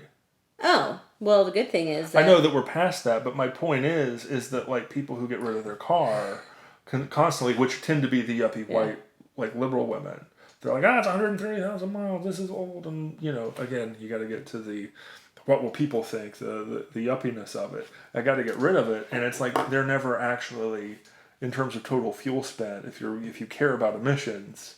But that's just it. Like, nobody looks at the science. And, like, I remember watching a documentary on Netflix a decade ago saying that we're so low on fuel emissions. Do you know what actually has the most emissions in the United States? This is hysterical to me. Cow farts. I was going to say cows. Cow farts. Number one emission in the United States. The only reason I remember that is because I remember being in a very liberal college class, and the professor really going on about how we need to not eat beef anymore because we basically need to eradicate the cow. Like, we need to eradicate the industrialized cow because the cow is singularly responsible for ozone death. So here's the thing. I love that industrialization is the reason for global warming. That we know it's human, even though, as we've talked about, like, there is a up and down of global warming throughout history, pre and post industrialization. But we are now at a part where we are, like, cows, like farming, something that has been going on in the world since forever, is now the number one source of our emissions, and we're like, you don't congratulate yourself to say, man, we've gotten our emissions so low that like animals are a bigger contributor. Yeah. No, we got to kill the animals. Yeah, we need to kill. That was really straight professor's point. Yeah, no, we need to get rid of the industrialized cow. And eat crickets, because that's really what they're trying to push now on people. Which is like tofu. Which, I mean, the idea that like tofu is healthy for you. Well, it's soy, which like destroys the male system, like the hormonal system. Well, female also. Yes. Like it causes creates so many infertility and all these issues. Yeah, it causes so many hormonal imbalances in women, and not just that. Like if you have any kind of like it messes with medications. Mm-hmm. So like I take daily like maintenance medication for thyroid issues, and one of the biggest things that would interfere with that is soy. Right. And you can't, so like if you have any kind of hormonal imbalance as a female, the first thing you need to do is not eat soy. Right. Which is all they're pushing now. Yeah. Well, it's the, what is it? The what do you call it? The unbelievable beef or unbelievable burger or something like that? Something. I know what you're talking about. Yeah, and then everything now has a soy equivalent, mm-hmm. which again, like hormonal imbalances, just ridiculous. Again, and that brings us right back around to other conspiracy theories of like not wanting your population to repopulate. Right. Like first convince them that it's ethical to eat mm-hmm. said product, and then knowingly know that product causes hormonal imbalances and infertility. Well, I mean, it's the whole transhumanist movement, which is the idea that we all need to upload our consciousnesses to a computer, and that we're going to live in this new state. Digital, yeah. Because we don't need to reproduce anymore, and we'll live forever. And I think, like, what most people don't understand about Satanism, like the occult, is that's been their stated purpose since pre-Diluvian times. So, for those who are not aware of like, this is an honest pre-Diluvian, which is pre-Noah's flood. Yeah, that's pre-flood. So the idea is that you have the angels come down and breed with humans, and the idea is that you corrupt the flesh to where they can become godly enough to live forever. Sure, to become gods. To become gods, and then what you have is you take the spirituality away from us, because you basically become immortal in the flesh, so that you can, have all of your fun and stay in a very physical world. But here's the thing, is like now, like sex has gotten weird, they don't want more people, and they want to weirdly like also take away your physical form. So it's like this whole death cult. It's like if you followed this to the letter, you basically just want to kill humanity. Yes. You don't want to procreate, you don't want people, you want death. You want this weird thing where you're just enjoying yourself and there's no there's no work, there's no toil. Right, it's just emptiness. Yeah, it's very much I'm going to live in the Matrix. It's masturbation, is what it is. You're like, if you masturbate, it can feel good. And, you can pleasure yourself, but at some point, like, you're not serving anything. You're taking time away from actually, like, following your goals. You're not procreating. You're not having a relationship. You're not having to deal with other people. You're solely focused on pleasuring yourself and not caring about how that affects the world around you. And you have to get to such a dark place where you don't care about the world around you. You just care about yourself. And Sure. They're teaching people more and more to be selfish in that way. And I think a large part of that is separating children from their parents, because the moment you do that, you're separating them from a past, which I think even happened in our generation and before, because I think technology does that. And the fact that you have technology to the point that you do now, you also have like what we were talking about with record labels and how like music has changed. Like think of a decade, any Sure. decade, and especially for the last 100 years, and like there are musical changes. So what that does is almost, I mean, it happens to some degree in terms of classic bands, but like if you look at music between, let's say, 1900 and 1800, it's largely the same. Like, to my ears, there might be slight differentiation. Sure, I mean, you're talking about Gregorian music, Mozart, all of it's all very similar. Well, no, well, not so much in the 1800s. I mean, yes, you had classical, but I'm just thinking like folk music, like American styled music in that period is mostly country, folk, a little bit of like Broadway-esque piano music. Sure. But that was largely American music for 100 years. And probably the 100 before that ish too. I mean, you probably had more classical styled music, but like church music is where most of it started from, and that was good for like 100, 200 years, and then you get to the point where it needs to change every 5 years. And it's, oh gosh, music now changes every like year, 6 months. Right, and what it does is there's no past, and you start talking about like what happened in a period of time in history, and you get to the younger generation, and you're trying to talk to them about like this is what the Civil War was, and it's like it was done because it was evil and the thing, and like everyone's a Nazi, and it's like everything gets the men boiled. with funny hats, the mean guys. Right, yeah, but essentially we've boiled down history into these like memes that no one understands. And we wonder why like we're okay with just cutting it off and being, this masturbatory race for forever, and it's because there's no attachment to the past, and without the past you can't have a future. Sure. Because like, I always think about like, one of the great tragedies of the last few years was the Notre Dame burning. Mm-hmm. Because like most people don't understand how long it took for Notre Dame to be built. Hundreds of years. Hundreds of years. Hundreds of years. Like the same family, or whatever. Uh-huh. Like a family. The same family could have been building that building for 3 generations. 3 or 4. Like, I mean, yeah. No one that started that saw... No. Like, no one's son who started that was alive when it was done. Yeah.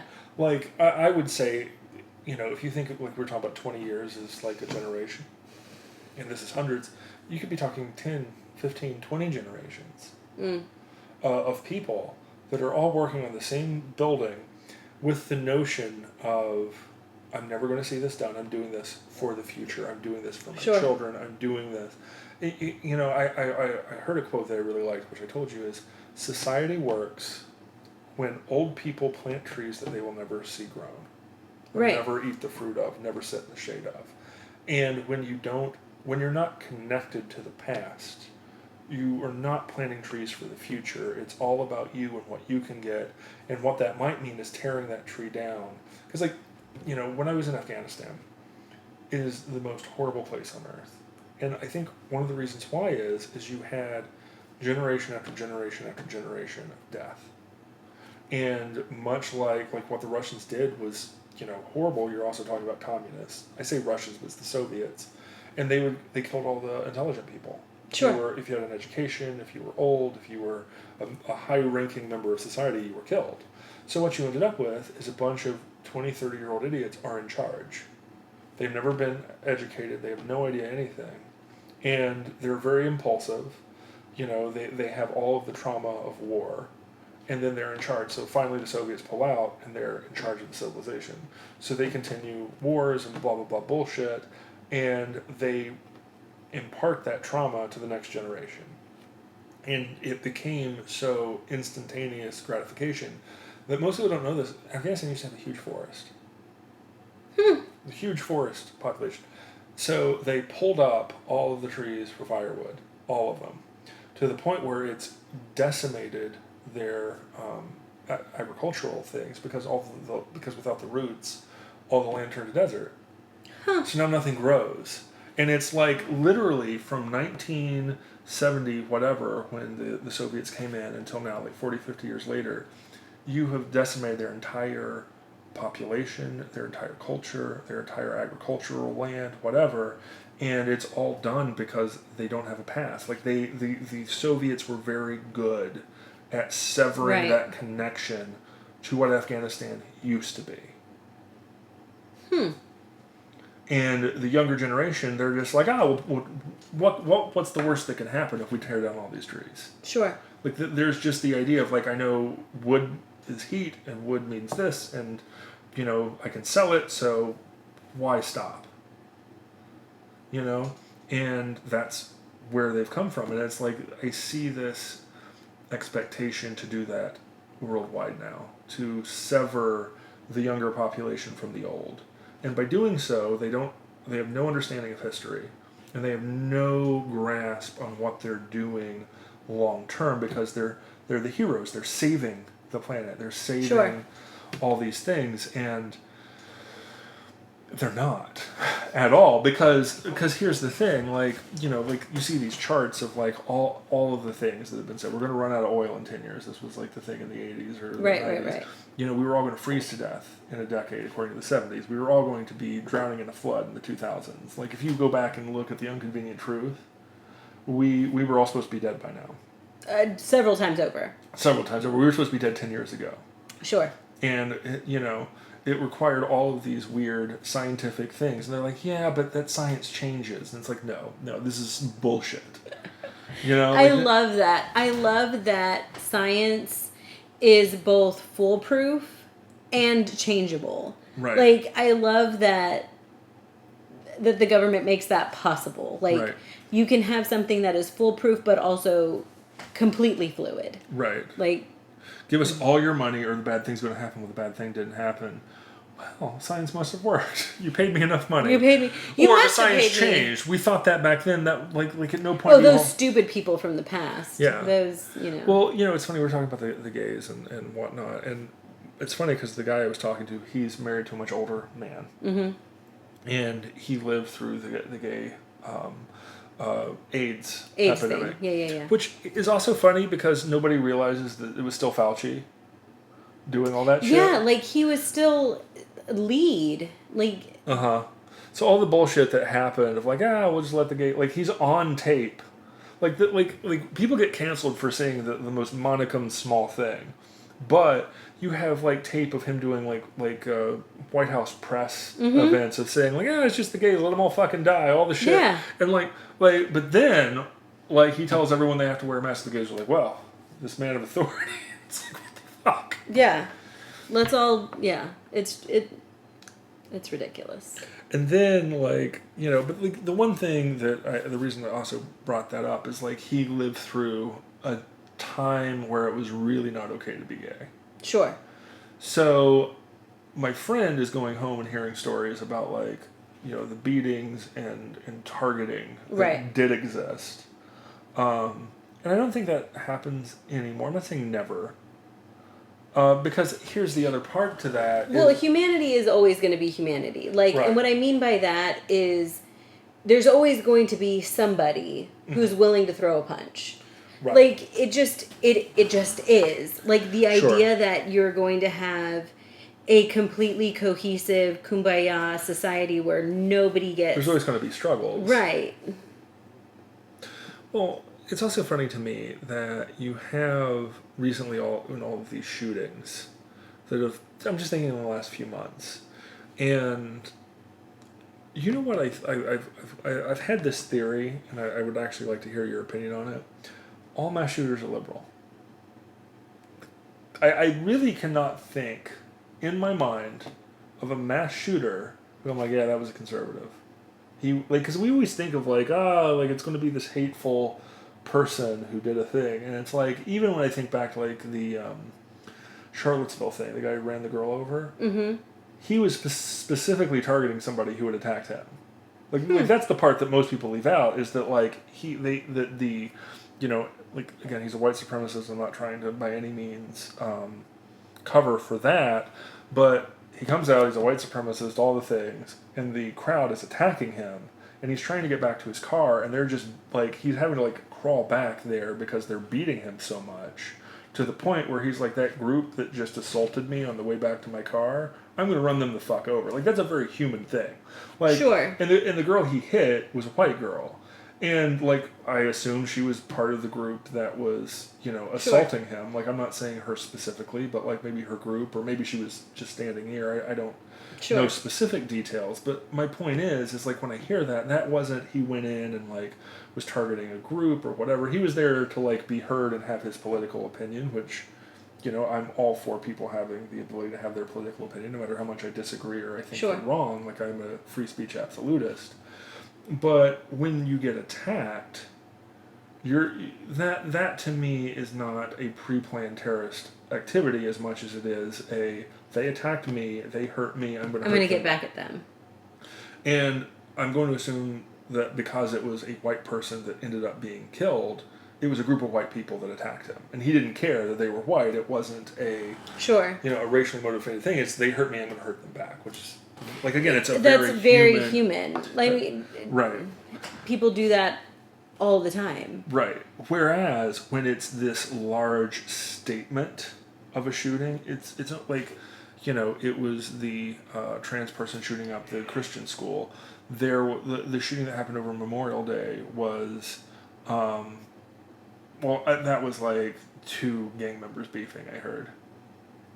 I think so. But they want to bring this into they're blaming it on gun control legislation, or lack of gun control legislation in Florida, which they're trying to put on DeSantis, because gang members were shooting at each other. And it's like, I would be very surprised, and maybe it's already come out and I don't know because I haven't followed this closely, but I would be very surprised if any of the firearms were purchased legally between gang members. I mean, well, just the idea. Right. The idea that gang members would do anything legally to me is hilarious. Right. Like, assuming that making laws to police people who do things legally is going to somehow correct a populace who does things illegally, to me is just very hilarious. Like, I just, that stream of logic, I feel like I'm like, explain this to me like I'm 5. Like... Yeah, but then, like, the other argument there is, like, you look at Chicago over the Memorial Day weekend, right, where it's just nothing but gang violence, like, the entire time. But nobody wants to talk about it because gang violence does not serve a narrative. Right. So it's like you look at, like, the cities that have the most killings. All of them, to a T, have the strictest gun control legislation in the country. Chicago, illegal to have a firearm. Because New York, really, when illegal to have a firearm. Baltimore, like, there's, I don't know exactly, like, I would never take a firearm to Baltimore, I'll tell you that. Well, I mean, you're policing you're policing the 1%. Right. Which is, like, again, you're policing the people who are inclined to follow the law. Right. So if you're policing the people who are inclined to follow the law and expecting those results to transfer over to the populace who are not inclined to follow the law, like, this is stupid. Yeah, I mean, I just remember there was a case, and I believe it went to the Supreme Court and got overturned, but a guy who was a New York state citizen, apparently didn't go to New York very often, the city. Like, I don't know where in New York he's from, but he had a concealed carry permit for a firearm. That's good in New York State. Mm-hmm. He goes to New York City, but apparently the law didn't extend there, and he didn't understand that because it's in New York State. And they were going into a federal building where you can't have firearms, and he talked to one of the security people and said, "Hey, I have this. How do I get rid of it? Like, do you hold it? Is there a lockbox thing?" Right. He's arrested on the spot. Golly. And again, because you're policing the people who are inclined to follow the law. So it's not that he even snuck it in. Right. He gave himself away. Correct. Because, like, again, how do I follow the rules? Inclined to follow the law. And then, like, he gets arrested, and, like, they try to sentence him for something like 20 years for having a gun in New York City where it's illegal to have a firearm, even though he got a piece of paper saying that he could have a firearm anywhere in New York State. And New York City's in New York State, but then there's a weird liberal loophole or something. I don't completely understand this bullshit. And nobody does. So, like, here's the thing. Because people don't want to be the example. People don't carry. People don't want to deal with the legal liability of having a firearm. So people don't want to mess with it. Sure. So then what ends up happening is, crime rates go up. Right. when you have areas where it's illegal to have firearms, crime rates skyrocket. Gun deaths go up in areas where it's illegal to have firearms because criminals are not worried about you shooting back. Right. That's what happens. Like, I want to say that, like, half of gun deaths happen in, like, 5 or 6 cities where it's illegal to have firearms or it's, like, extremely prohibited. Right. And you take out that, and... Well, it's the idea of the curated narrative. Right. We're just going to curate the narrative so that you only have this information to base your thoughts and opinions and your conversations and everything else. It's the same thing that we started this conversation with in Florida. We're going to curate the data so that we're going to make it so that you believe that it's dangerous for a gay and or transgendered person to even step across the state line of Florida for fear of persecution, for just existing. So the idea of going to Disney on a vacation would happen. Yeah, like you can't... So what I'm hearing is I can't go to Disney in Florida. I can only go to Disney in California. Right. Because if I go as a transgendered person to Disney in Florida, I could be shot on sight. Right. Or I could be, lynched or mobbed or thrown into the ocean. Like, when really you can only be arrested for trying to molest a 10-year-old. Correct. When really it's just don't teach inappropriate things to third graders. Right. Like, I mean, it's gotten to a point of ridiculousness because the language they use is we're erasing gay people, and it's like here's the thing, like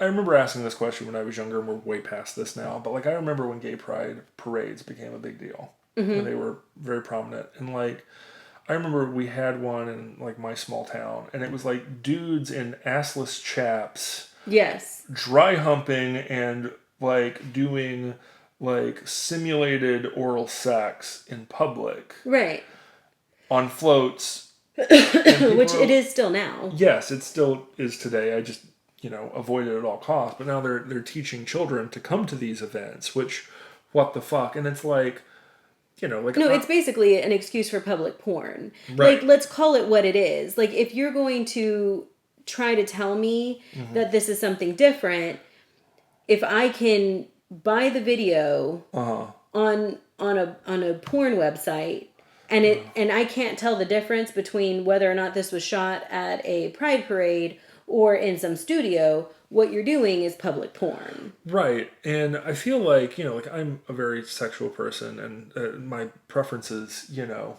don't matter in this conversation, but it's like I have a quote-unquote sexually alternative lifestyle in terms of things that I enjoy sexually. So can I have a parade where I get to, as a straight man, tie girls up and whip them on stage? Like, is that is that okay? Well, it's the other thing that we talked about where like it's okay to take kids to drag shows that are strip shows, but it's not okay to take them to a strip club. Right, that would be wrong.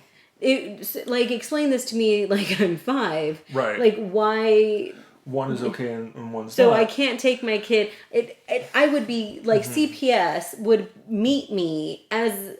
Like, with armed guard if I were to take my daughter to a strip club. Right. And the strip club would be shut down. And the strip club... Like, but it would be okay for me to send my daughter across the street as part of a classroom... to go see a drag show striptease. But that's gay, so that's cultured. Right, like... I mean, the whole thing is this, is like, as an adult, here's my whole view on sex. There's only 2 kinds of sex, as an adult from a POV perspective. Sex that turns you on and sex that repulses you. Now, I'm not here to, like, try and deviation on good and bad, because everybody has their own tastes and interests and whatever, but like... there are some weird things out there that a majority of people will be like, oh, that's disgusting. And I feel like gay sex is one of those things that a lot of people don't want to see it. Like, it's disgusting to a majority of people. And I'm not trying to say that in a derogatory way because I'm not, like I said, it's not for me. Right, but even just saying that, like, that is already annoying because even now, just stating that you have a preference for cisgendered, Well, it's considered discrimination. is considered discrimination. Like, Right. you can't even say, I prefer my humans human.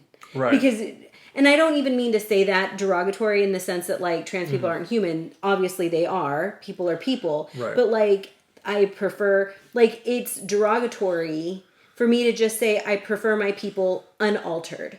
Like, that, I already have family members who would be very upset with me and not want to talk to me for a great length of time for me just saying that I prefer my people unaltered. Right. And even then, and I don't even mean that in a dinner table conversation. Like, if I can have a dinner table conversation with whoever.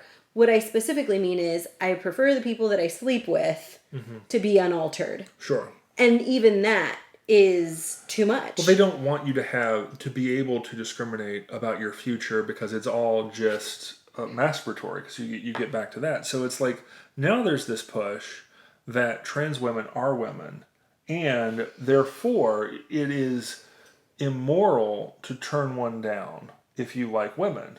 So, right. So as a straight male, if some... It's discriminatory, it's rude, it's... what's the other word that they... It's some other, like, PC thing. It's inhumane. Right. Yeah, because you're judging them. Like... Right. I'm sorry, I wanted kids? Right. Yeah, I mean, it's crazy time.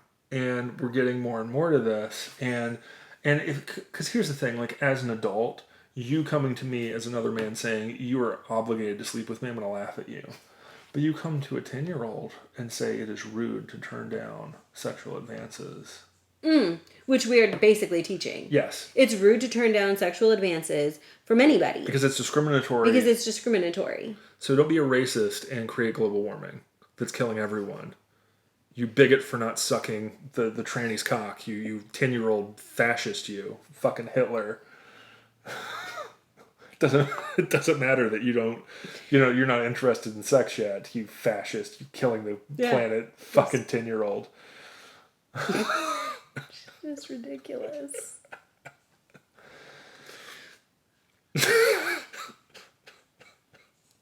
Just explain this to me like I'm 5.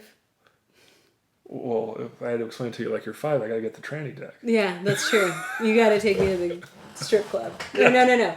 The drag club. The drag club. Strip clubs. Those are immoral. Yeah. It's just immoral. straight immoral. Straight immoral. You need to see the ball sack out of the G-string. Yeah, because otherwise how, you know. Yeah.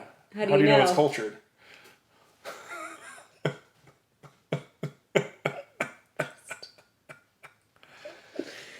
Oh, fuck. Yeah, we're going... I mean, like, this is how you destroy a culture.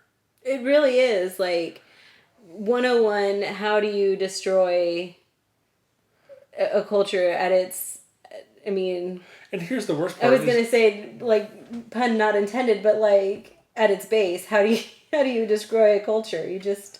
Right, and, like, here's the thing. You're not even allowed to say, like, that's fine, you do you, I'm going to do me. No. That's discriminatory. Because, again, that's discriminatory. Because I can't say that I have... your own preferences. A preference. Because how dare my preference infringe upon your, self-esteem or your... Right. The way that you see yourself. Because if I make any kind of untoward comment that makes you feel like whatever, then now I'm part of Florida and I'm, making you feel bad. Again, like, I'm not persecuting trying, you. I've never met this person, and I'm not, like, trying to say this in any practical way, but, like, the person you're talking about is a female. The family member, right? Sure. So, like, if I were to go to her and be like, well, it would be... discriminatory for you to not accept my sexual advances. She'd be like, that's the patriarchy, and your fucking privilege as a male to think you can take whatever the fuck you want. Because, screw you for being born, right? Tall and white and male, and pale, right? Because those are just the devil. But if I were to, like, tell her it's okay, identify as a woman, she'd be like, oh, okay. Like, that's so dumb. It's so, I mean, I think it's getting to the point where I really would love to see, like, every man just be like, yeah, sure, I'm a woman. Yeah, so give me all the Well, they're getting to fucking that point now where, like, there was that other... The teacher up in Canada. Yeah, where he's like, I'm just gonna, I mean, let's... And the thing I'm is... going to make a farce out of this whole fucking bullshit. Yeah, and here's the thing, is that even then, you can't win for losing, because then it's just, oh, well, the patriarchy is making fun of, you know, feminist movement. No, the patriarchy is not making fun of feminist movement. You weren't feminist to begin with. You weren't female. You were not, you were something else. But even just the overtaking of language, which, like, you can't say moms anymore. Well, like, or birthing persons. Well, like, here's the problem. Here's the real problem with liberalism, and this is by design.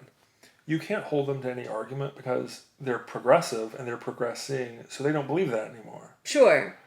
Right? So, like, you know, just as an example, right? It used to be in the 90s, you know, Clinton specifically believed that marriage was between a man and a woman. Right? And then you interview her in 2016 during the Trump election. I never believed that. It was something that was politically necessary at the time. Really? Like, what are you saying now? Like, the follow-up question is, what are you saying now that is politically necessary for our time? Like, what do you actually believe? Because if you're willing to lie once, what else are you willing to lie about? Are you lying then or are you lying now? Like, that's like... You know, I always, like I was teaching our daughter, we were watching John Wayne, Hondo. Yeah. And there's a scene that's one of the most beautiful scenes between men ever, is you have the Native American group and John Wayne. And John Wayne, the native says, if we leave here, will you follow? And he says, no. He's like, well, the cavalry is coming after us. Will you... tell them where we went? And he says no. He's like, will you go with them if they ask? And he says no. He's like, well, will you lie for us and tell them we went in the opposite direction? He says, no, I won't do that either. And he's like, I'm not going to lie to you. I'm not going to lie to them. I'll stay out of it and stay neutral, but I'm not going to tell you what you want to hear, even to your face, even if it means my own death. And they're like, well, at least I knew that what you first told me that I wanted to hear was true, because you're not willing to tell me everything I want to hear. Sure. It's the idea that I can confirm your integrity because you are willing to give me a hard truth. Right. You're not willing to tell me what I want to hear, and you're willing to tell it to me to my face. So therefore, when you tell me something I do want to hear, I can believe it. Sure. And I think it's the whole idea of, like, I have this, and I know you and our daughter are very chagrined about this, but I don't compliment to compliment. Like, when you get a compliment from me, you know that it's good and that I believe it. Whereas, like, I feel like you're like, why don't you compliment me all the time? I don't deserve it. I think we should caveat with that is specifically about food. Well, yes. And cooking. Well, there's been times that, like, you'll like, I'll want a dish from my childhood or from my ethnic background that is not yours, and you try, and sometimes you fail initially, and that's fine. But you're like, well, I tried really hard, and I'm like, that's fine. And you're like, and it sucked anyway. It sucked anyway, you know. Yes. But that's fine. Like but you like in that specific thing we're talking about biscuits, you kept. Oh my god, the fact that, like, I swear, like, we're gonna be talking about biscuits for the rest of our marriage. Like, right? You know, great grandkids are gonna come around, and we're gonna be like, do you know how long it took me to make good biscuits? But now you make great biscuits. You make amazing biscuits. They're fantastic. And you know I mean it, because I don't whip your ass. Oh Lord. Anyhow. Biscuits. But yeah, like, I feel like you can't believe these people because they're willing to say what's expedient at the time. Yeah. That's the bottom line, is if you're willing to say whatever you think the crowd wants to hear, the crowd can never believe you. And there's always got to be something more nefarious in there that you're not telling that will never be expedient for the public to hear. So, though I will say this, though, I don't think Republicans are much better. I mean, we talked about this before, like what a real conservative is, and I mean, the Yeah. parties don't matter to me so much. I think I've said this on the podcast before, where Obama was the first time that I actually looked at the political agendas, like online, versus, because there's really two ways. Well, there's three, really. There's to just go in and vote and be uninformed, right? Sure.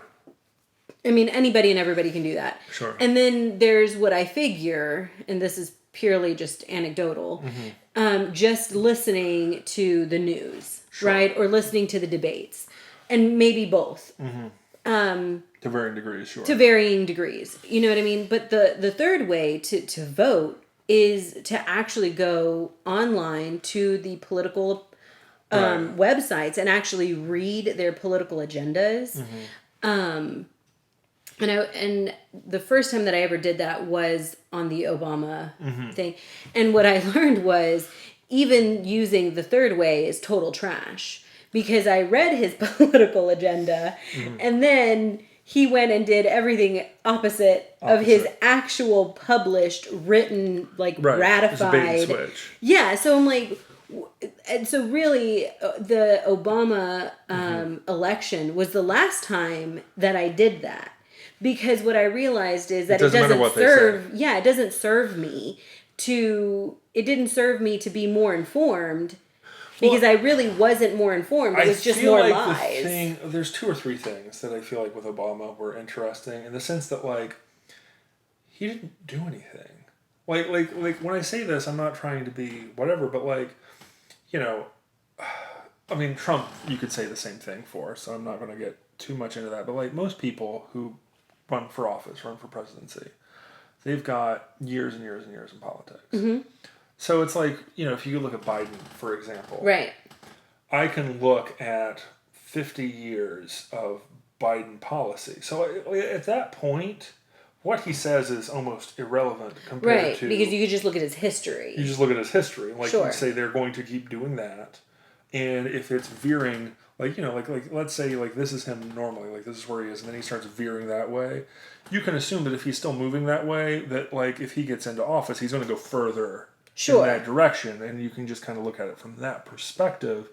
But at that point, what he says he's going to do, what he says his plans are going to be, that becomes less relevant than what he's done. The thing with Obama was... He was only a senator for like 2 years before he ran for president. Sure. And like, I don't think he did very much during that time.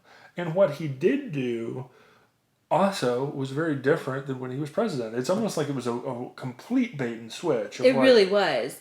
Like, again, because I remember reading his actual published political agenda, and then in his presidency, I'm like, you know what it made me do? It almost made me doubt myself, where I was like, did I get them confused? Did I not? Right. Like, did I read the wrong thing? And I was like, nation. no. You just, it was a complete farce. Right. I will also say this for Obama, that largely speaking, for all of the things he said, largely, other than his rhetoric, which I feel like was the worst part of his presidency, he's not any different than Bush. He escalated the Bush policies. Yeah. But like, and all the worst Bush policies. But like, there wasn't a drastic, like it's so funny, like when you talk, like this is the point where you can tell that like a liberal doesn't do any research. Because like, you know, every liberal hated Bush and every liberal loved Obama. And yet, to me, as somebody who was libertarian at the time, I look at two of them and I'm like, two sides of the same coin. The only real difference was like the Trayvon Martin, like the outspokenness of the speeches of Obama were different and more socially bent.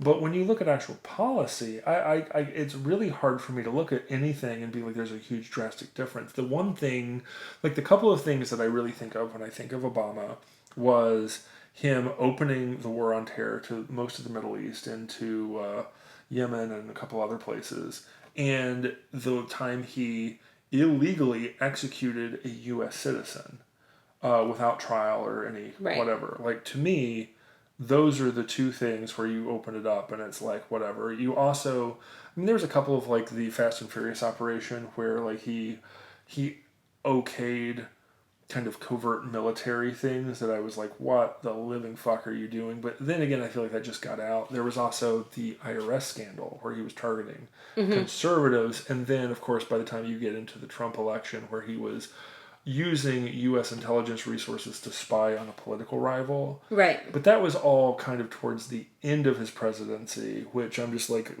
this dude was shady and he got caught. Right. But from a day-to-day policy of how the government was run, him and Bush are the same person as far as I'm concerned. Yeah, I mean, to me, the real difference came in the changes that he made on the social culture. Yes. Because to me, he His was speeches. very divisive. Yes. Like, he gave cause for the country to just be very divisive when it came to minorities. Right. And I know that that's a really unpopular opinion because people are like, oh, but Obama brought us together. No, he didn't. Absolutely no, He did not. His rhetoric before his election was designed to bring us together because it was the idea of, I'm an intelligent black man who, I made it. And Right. I am a sign of the changing times Right. that we're going to unify that. And I knew a lot of people who were fairly conservative, who were really chagrined at Bush, and they looked at Obama's policies that he spoke about as being a moderate. Mm-hmm. And they thought, well, I don't want to be on the wrong side of history in this election. Right. Which, on the first election, yeah, absolutely. I don't want to be on the wrong side of history on this. Like, he made it, blah, blah, blah. Right. But, like, once he got into office, it was just very divisive. It was a Yes. very us against them, me against you, my people. I wouldn't be here if this was allowed to happen. I wouldn't Right. be, this was my son, blah, blah, blah. Yeah, and it was very like my people versus those people, and it just to me that was really a huge catalyst for the kind of falling apart of people, Right. of culture, and of people wanting to really work together. Because at that point, it's like, well, why would I support you if me supporting you is going to be thrown back in my face as my people versus those people, why am I inclined to reach a hand? Well, the other thing about Obama that was just disgusting to me was the DNC leaks. Mm-hmm. So I don't know if anybody knows, because here's the thing about the DNC leaks, I still see mainstream conservatives just ignore that they ever happened. Of course. But, because it's such a pull behind the curtain of things. So, I just saw one of my favorite conservative talk show hosts talking about how, well, the Democratic primaries were rigged because obviously Bernie won and they gave it to Hillary. Mm-hmm. But they don't acknowledge in the DNC leaks that they picked Trump because they thought he would be the weakest possible candidate against Hillary in the general. Mm-hmm. So the idea that they gave, everybody hated Trump back then during the primaries. Not really. He got so much press. They talked about him and there's no such Constantly. thing. There's no such thing as bad press. Is the idea. So while they were talking bad about him, they only talked about him. Sure. So I really believe that unmolested Rand would have won that primary, and I think that what you should have had again is Rand versus Bernie as the argument for socialism versus libertarianism, which I feel like would have, because here's the thing that I really would have loved that, is regardless of who won, you would have had a very highbrow conversation, because both of those guys are not undercutting. They're going to say, this is what I believe in. We're going to talk policy, and we're going to talk why it's the right thing to do. And I think that having that debate at a higher elevated level really, I think, would have healed a lot of the divide of Obama. But we didn't get that. We got pussy jokes and whatever the fuck between Hillary and Trump. Yeah, no, because really what we got is the circus. We got the razzle-dazzle, we got the circus, we got the popularity contest, which really is what the presidency now is all about. It's about the razzle-dazzle, it's about the circus, it's about the who can get the most sound clips, good or bad, doesn't really matter. Right. Popularity nonsense. It's who's Right. the biggest buffoon that we can put on stage so that you don't notice all the shit that we're passing hidden in these giant... That's a Catholic thing. Yeah. The shit that Biden's passing through. Yeah, like, I mean, we're just passing these giant things, Yeah. and in it is hidden... all the shit. And it's that like, matters, but like, look over here at this razzle-dazzle buffoonery circus act that's going on over, but, ignore the important policy stuff. Yeah, ignore the man in the corner, yeah. I don't know. I feel like we're just fucked. Like, that's really what it always comes down to. Like, we get in these conversations, and it's like... I just want to be alone on the mountain. Alone on the mountain with cabin, my guns, my food, my kids, my dogs. Dog. Yeah. Left the fuck alone. Just leave me the fuck alone. Yeah. That's what I want, more than anything. Like, I want to start a country of Joe, and it's on my land. I won't leave it. I won't leave it. Just leave me the fuck alone. Just, yeah. It's really ridiculous. Like, yeah. The razzle-dazzle act is... I mean, I will give it this, though. I mean, it's superb. Yeah. I mean, they've perfected the show, the circus. Yeah, it's the food and circus. Like, it's the food and what do they call it? The blood and food or whatever. What was the Roman? Yeah, the Caesar. Give them their blood and food, or blood and circus, or something the circus like and food. Circus. I don't remember exactly what it was. The idea is like keep them entertained and keep them fed, and they'll shut the fuck up. And they'll shut the fuck up. Just. Yeah, and that's where we're at now, and it's like things are about to get so bad. Like it's going to get so bad. I don't know. I say I don't know because I don't want to. Like, well, you want to ignore it, but like, because here's the thing. Like, I don't believe for a second that here's the thing. Like, everyone's talking about civil war coming, on so on and so forth. I like how you say everyone when really it's the underground people like us. It's not the underground. It's a lot of people talking about civil war. Really? It's New York Times. A lot of people talking about what would happen in a civil war. If left in a bubble, because here's the thing. Like, we were just talking about like. Demolition Man the other day. Like, we were watching. Oh yeah, one of my favorite shows. And we were talking about like how like neutered it is and all the things. And here's the thing of where I'm just like, this would never happen that way. Like, my biggest question when I watched that movie is, I don't believe the whole world adopted that. Oh no, I believe that it was very specifically California, that city or that area, maybe the state, right? But definitely not the country, right? So like, you have California or you have the United States that adapted that. Here's the thing, you're not going to have a Shangri-La by neutering a country, because here's exactly what the fuck would happen if America became neutered and we don't have guns and we don't have liberty and all the things. Mexico just invaded and now we live in a fucking cartel world. Like, that's what would have realistically happened had we gotten there. I mean, let's be fair. Right. So the reason why a country is ever a country is because they're strong enough to be a country. Right. Like, I mean, we play Risk, right, with our daughter. Right. And so her and I were having a conversation here in the kitchen. I don't remember what we were doing. And she asked a question, something similar to that. Like, well, why in Risk I can't just, like, do whatever? And I said, well, because you're only as strong as what you're able to keep. Right. And she was like, well, what do you mean? And I was like, okay, well, like, we're playing Risk, and if you have 5 troops, and you take over 5 countries, and now you have one troop in each country... You're not strong enough to keep any of that. So you weren't strong enough to take it to begin with. Because on the very next turn... You lost the 5 plus more. Plus more. Like, now you're wiped out. So let's be honest. If the United States is not strong enough to keep being the United States, they're not going to be. Right. So that's my point. If we went to a civil war in modern times... Sure. And obliterated ourselves, like... Well, here's what would end up happening is... 3 months into said war, we would be invaded by another country. Or another country would pick a side, much like they did in the original Civil War. Right. Where you had the, 2 big players funding the 2 opposite sides. Wanting them to wipe each other out. Wanting them to wipe each other out, which is either, I mean, realistically, in the game of politics and land grabbing, those are the two options. Either you invade or you pick a side and fund them. To fight you, because that's what because what's going on in the Ukraine right now? Right. You pick a side. We're picking Ukraine. We're throwing money. And we're throwing money and weapons. And we're hoping that they wipe out. And hoping that they wipe out the Russian. Those are your two options. Your two options are you invade or you pick a side. It's how we. I mean, it's ultimately how we beat the Soviet Union to begin with. Is we funded the Mujahideen in Afghanistan to fight long enough that it depleted Russian resources. Sure. And that's what we're hoping happens again in Ukraine, that we allow Ukraine to fight long enough to deplete Russian resources. That's what we're doing.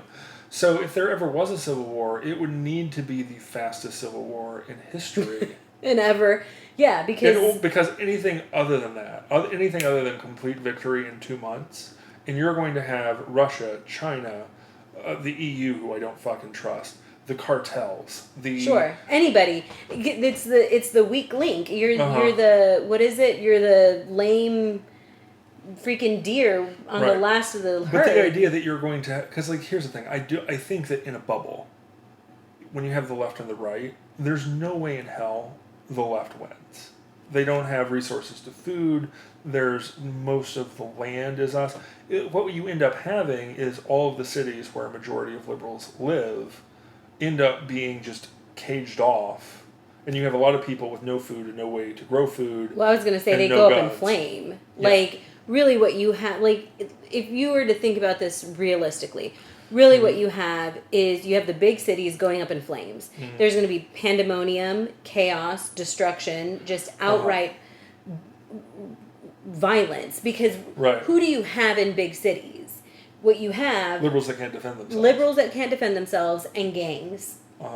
So, what do gangs do to people who can't defend themselves? Terrorize them. They terrorize them. What do the liberals, or even just... You could even just say high class. The high class, what do they have that the gang members don't? Resources, food, big houses, possessions, So the cars. moment that you put a circle around the city with you get a Republican line. Yeah, you get the escape from New York. You get escape from New York. But exactly, my point is that the moment that the only thing to win that war that conservatives would have to do is draw a line around the city and say, don't pass. No more resources to you. We're done. You're done. And then again, they go up in flames, but the issue is that now the rich people have some resources, and then, like you said, the gang members are just completely lower, but that takes time. Because the alternative to that is marching in to take a city is very costly. Sure. So I don't foresee that ever happening. All you really have to do is draw a line around, but then it takes time. And then, you're not getting money, you're taking time and resources away from other things. I don't see that going quickly. And again, the moment that you have that going on, you have other players, because it's not going to happen in a vacuum. It will not happen in a vacuum. There is no way on earth that we could have any sort of conflict internally in this country and it stay and no other players come in. Oh God, no. And at best you have a little bit of funding here and there, but largely speaking, no, you're going to have some major players doing some very shady things that are very self-serving. Right, the California is going to become part of China very quickly, or some bullshit, So yeah, I also think that because we're not going to have conflict, we're going to stay down. It's too big of a ship to traverse at this point. I think our debt is going to fuck us. Oh my God, that has legitimately been stressing me out. Mm-hmm. This debt ceiling bullshit. Yeah, this debt ceiling. So I just got an email from the bank, which doesn't apply to you or me, which is why I didn't mention it. But I just got an email from the bank that said that the bank will pre-approve. The bank will pre-approve interest-free payday loans should the should the U.S. default. So, we have separate bank separate bank accounts with separate banks and blah blah blah. But basically, it's not hard for a bank to categorize paychecks. They're standard. They come in every 2 weeks. Sure. If you're military, 1st and the 15th. You know what I mean? So as soon as, the 15th comes around, because today's the 1st, right? Sure. So if U.S. defaults on the 15th, when none of that money comes in, this bank has already said, we will... We know you're good for it. We know you're good for it. We will... Whatever your paycheck was on the 1st, we're just going to dump it into your account. All you need to do is just consent. Right. Which is scary to me on two things. One, it's scary to me because it's so easy. Sure. Like, that to me is always really scary when somebody just says, like, yeah, all you need to do is consent and we'll just give it to you because whatever. I mean, I get that these are government employees and that they're doing it for that reason, but whatever. But the other thing that scares me is that now you have an entire population where they're not getting a paycheck and the government footprint is huge. Most people don't realize how big the government footprint is. I want to say it's like 15% of all jobs are government jobs. It's huge. 15% of all jobs are government jobs. Mm-hmm. And you're telling me that 15% of these people are not going to have income? Right. Like, and so, like, what are your options? Raise the debt ceiling? Why are we still crying about this? Like, either stop spending money. Well, that's really funny that you mentioned that because one of the things that I actually liked Obama for during his senatorial time is his opposition to raising the debt ceiling. Right. I mean, again, I read his thing, which is like, this is great. We have to control spending. Spending is the problem. And then he gets in and he's like, spend more. Spend more. And I'm like, jeez, like, why even write anything down at that point? Like, I mean, at that point, really, if you're a politician, like, don't write anything down. Just go in and be like, look, I'm the most popular dude. I can make jokes along with the best of them. Yeah. I can, lie through my teeth. Like, I mean, just hire me. That would be hysterical from, like, a whatever, is if you just had a guy, like, you hire, Brad Pitt. Sure. And it's like, what's your policies, Mr. Pitt? Look at that smile. I know, seriously. Like, aren't I cute? Like... Look, what do you think of global warming? I think it's bad. Well, what would you do about it? Dunno. Stop it. Stop it. Right in its tracks. It's afraid of this smile too. Yeah. Look at these eyes. What do you think about homelessness? And like the thing, homelessness is bad. Homelessness. I think people should have more money and more food and work less. That's my policy. It's very class president at this point. Like, we're gonna not have school on Friday, and it's like you have no authority. Like, free ice cream for everyone. Yeah, you don't have ice cream. Doesn't matter. Yeah, we're gonna buy one with what money? Doesn't matter. And it's like because everybody I feel like had that one class president that made a bunch of bullshit promises and they got into none of them. No, well, yeah, because it's like, well, how are you gonna make good on a promise? It's like, I mean, are you really gonna go to your mother and be like, "Hi, Mom, can I borrow $10,000 for an ice cream machine for my class?" Just like, what the fuck? Right. Yeah, it's very... I know you haven't read it, but Hitchhiker's Guide to the Galaxy. No, I haven't read it. It's very Hitchhiker's Guide because they actually say like this is the president, right? Mm-hmm. And one of the other characters is like, well, how did he become president? And it's like, oh no, we just hire a buffoon. Like that's actually like right.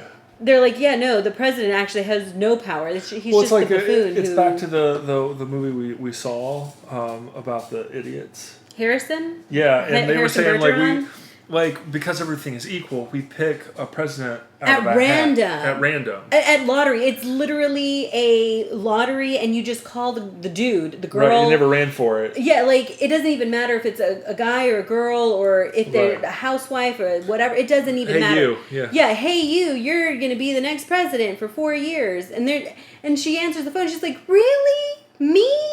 Okay. Like... I feel like you do better at that now. Like, really, like at this point, if you called a random person, just rando dialed, got a child to push some numbers on the telephone, and it's like, you're president. Okay. Like, I mean, at least they wouldn't be corrupt and like threatening Ukrainian energy people to take their son and not prosecute them for all of their crimes. They're trying to push war with another global power. I mean, that would be... Or becoming an overnight millionaire because, You decided to get into politics for the good of humanity. Of course. Definitely not for my bank account. Because that's racist. That's racist.